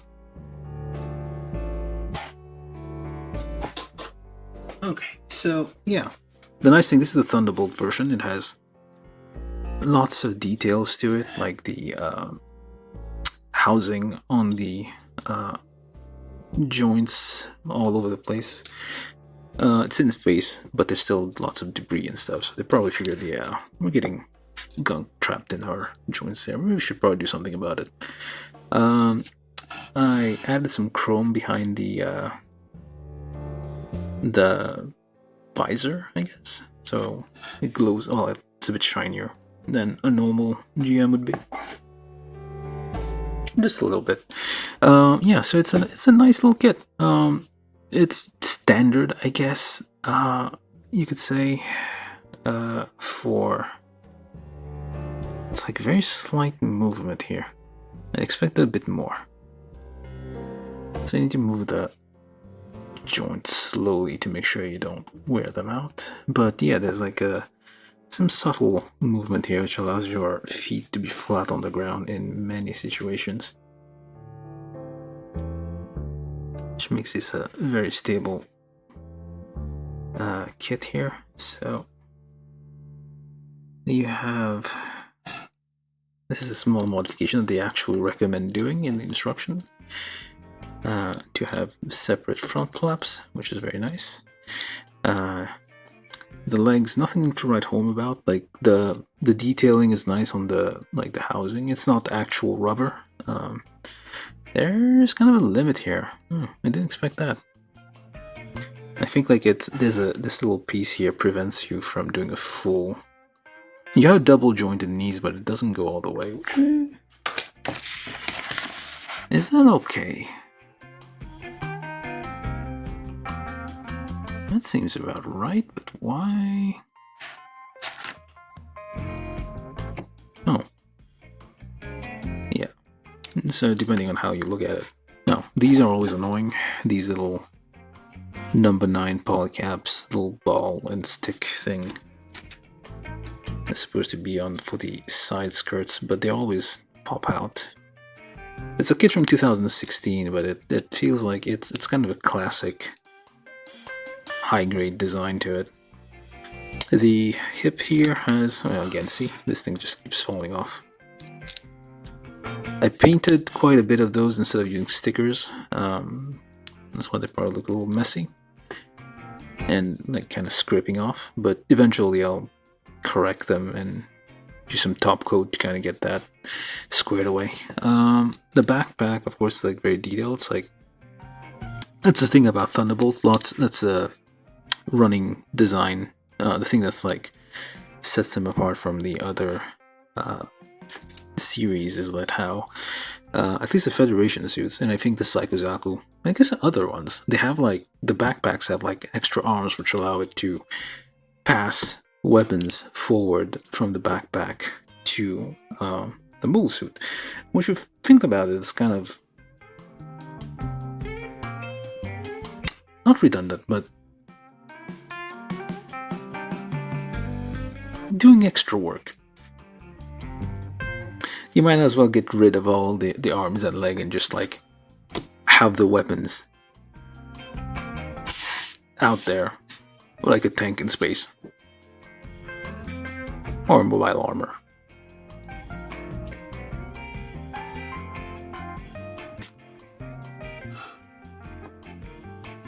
But these things are meant to be in space mostly. That's why you have all these extra thrusters everywhere for like mobility, like on the arms, legs, basically to be able to like do high-speed maneuvers in space. So one of the parts kind of broke, but I kind of fixed it, so hopefully it's dried now. If I remove this, it's going to break again. Let me see. Because it's kind of a cautionary tale. Okay, there we go. Yeah, one of these parts broke. This part here broke. I glued it back.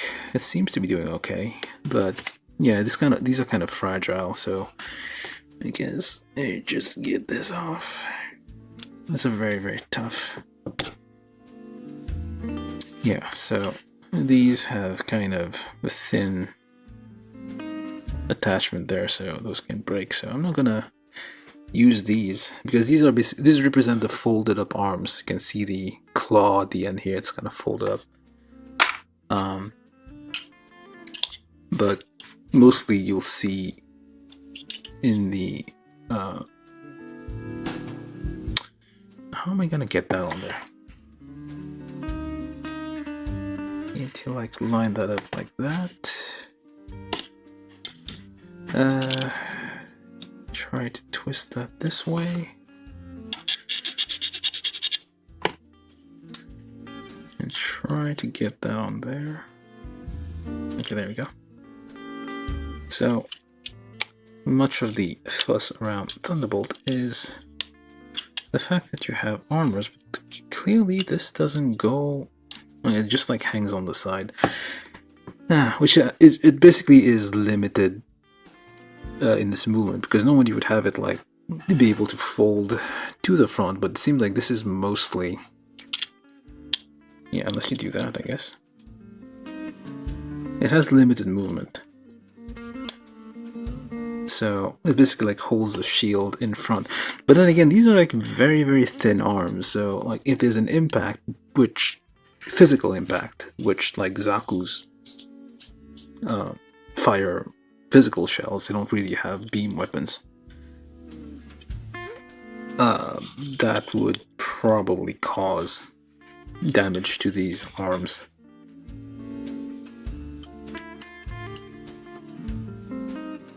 There we go. So that here, so I'm gonna have to like twist it a bit.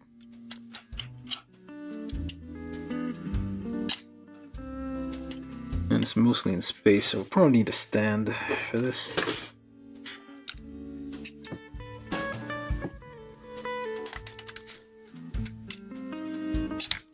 But yeah, it's a nice, it's a normal high grade kit.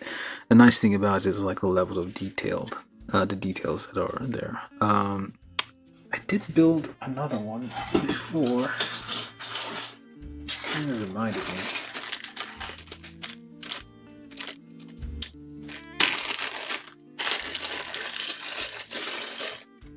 This is the RX-79, I think. The thing that kind of, because it also came with this backpack. This is like extra parts, so basically this thing shares a lot of parts, but this one's for space.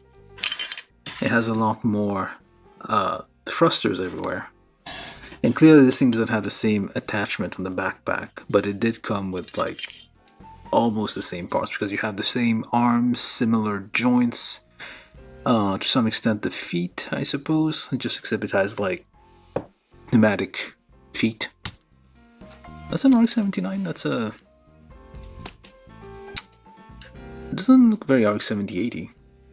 It's kind of guess it's like a new model. Yes, they had to do something special. But this is also from Thunderbolt. You can recognize the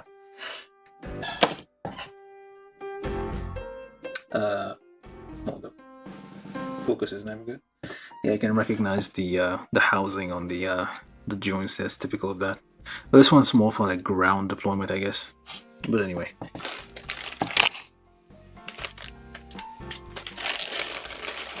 It's nice. I mean, it's just a thing that reminded me of that. So I had to go look for this. Oh, it does have a massive... Oh, never mind. It does come with like... Okay. So basically, if you get the RX-79 kit, you get most of the parts to make this thing, except I guess the shields. That's the only thing that's kind of missing from here, and I guess the weapons. So weapons, it has interesting little weaponry here. So I'm gonna just put that on there. It's kind of late, so I'm gonna hurry. Wait, I got the hands wrong. No, this is the...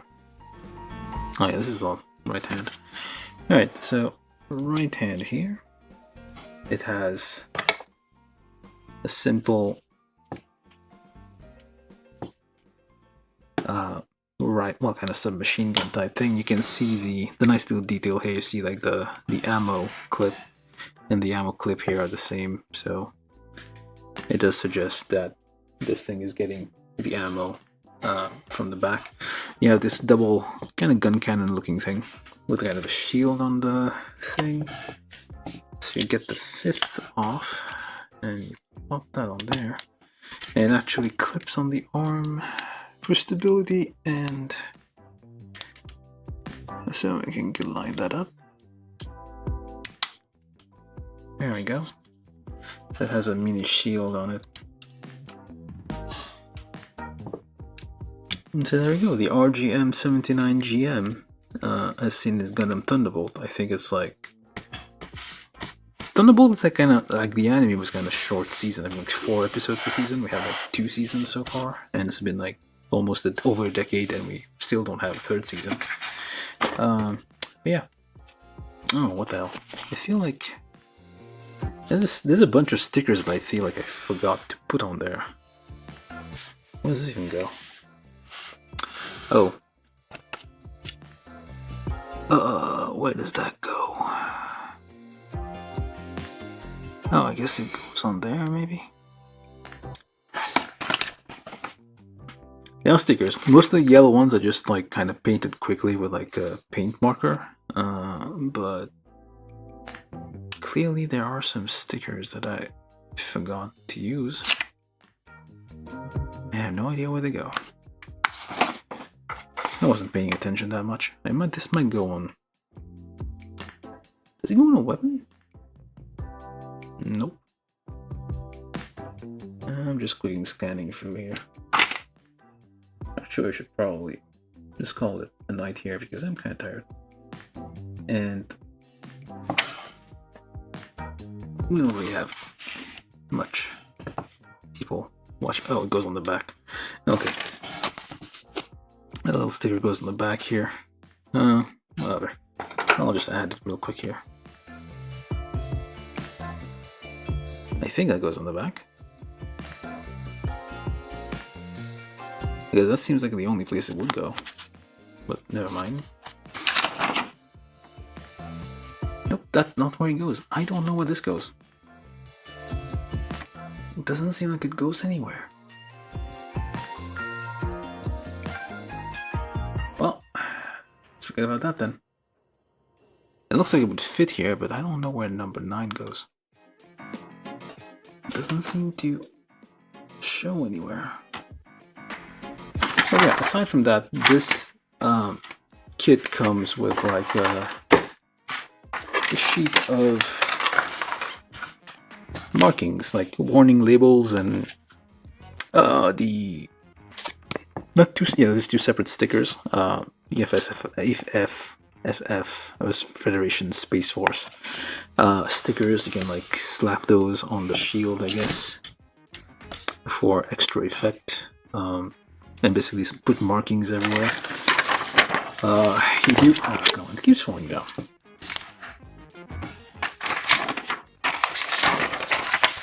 You do have a sticker guide here in the back for your various markings. If you want to like have some standard looking thing, or you can just go nuts and put them wherever you want. Yeah, that's in general. That's the this is the RGM-79 GM from Gundam Thunderbolt. It's an okay kit. Takes a minute to build. The plastic is kind of hard to work with for some reason. But yeah, it's like harder plastic than usual that I've seen recently. But yeah, this is the RGM GM.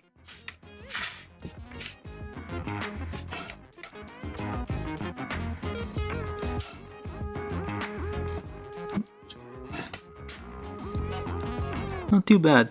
It's a nice display piece. None of these I'll build the other. It's not the. It's the probably the least elaborate Thunderbolt kit out there. The simplest one. All the other ones are probably a step up from that.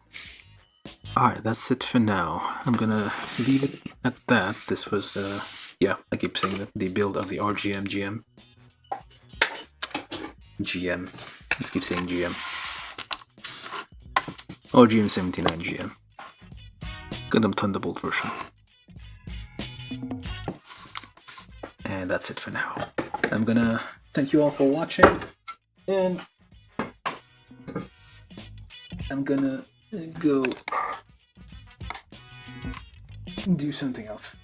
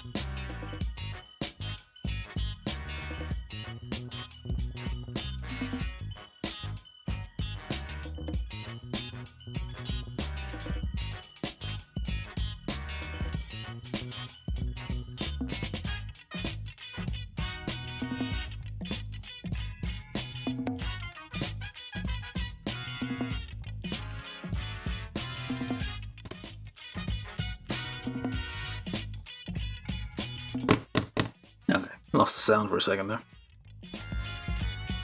Yeah, so that's it for now. I was talking, and apparently the sound was off.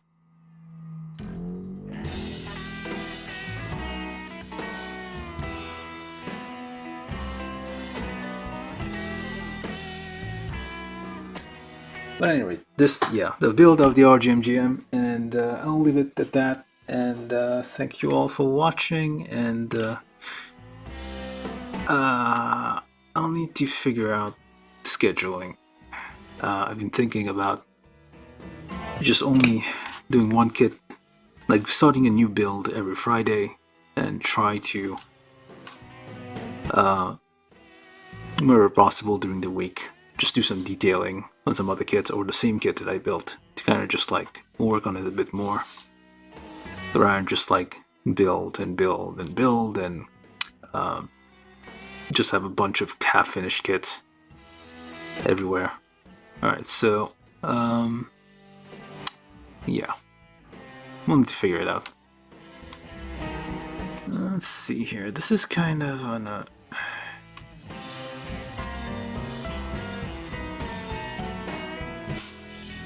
Why the cross though? I never understood that. It could be a star, maybe. Or they could try to be crusaders or something. Alright, RGM-79. Thank you for watching, and see you guys next time.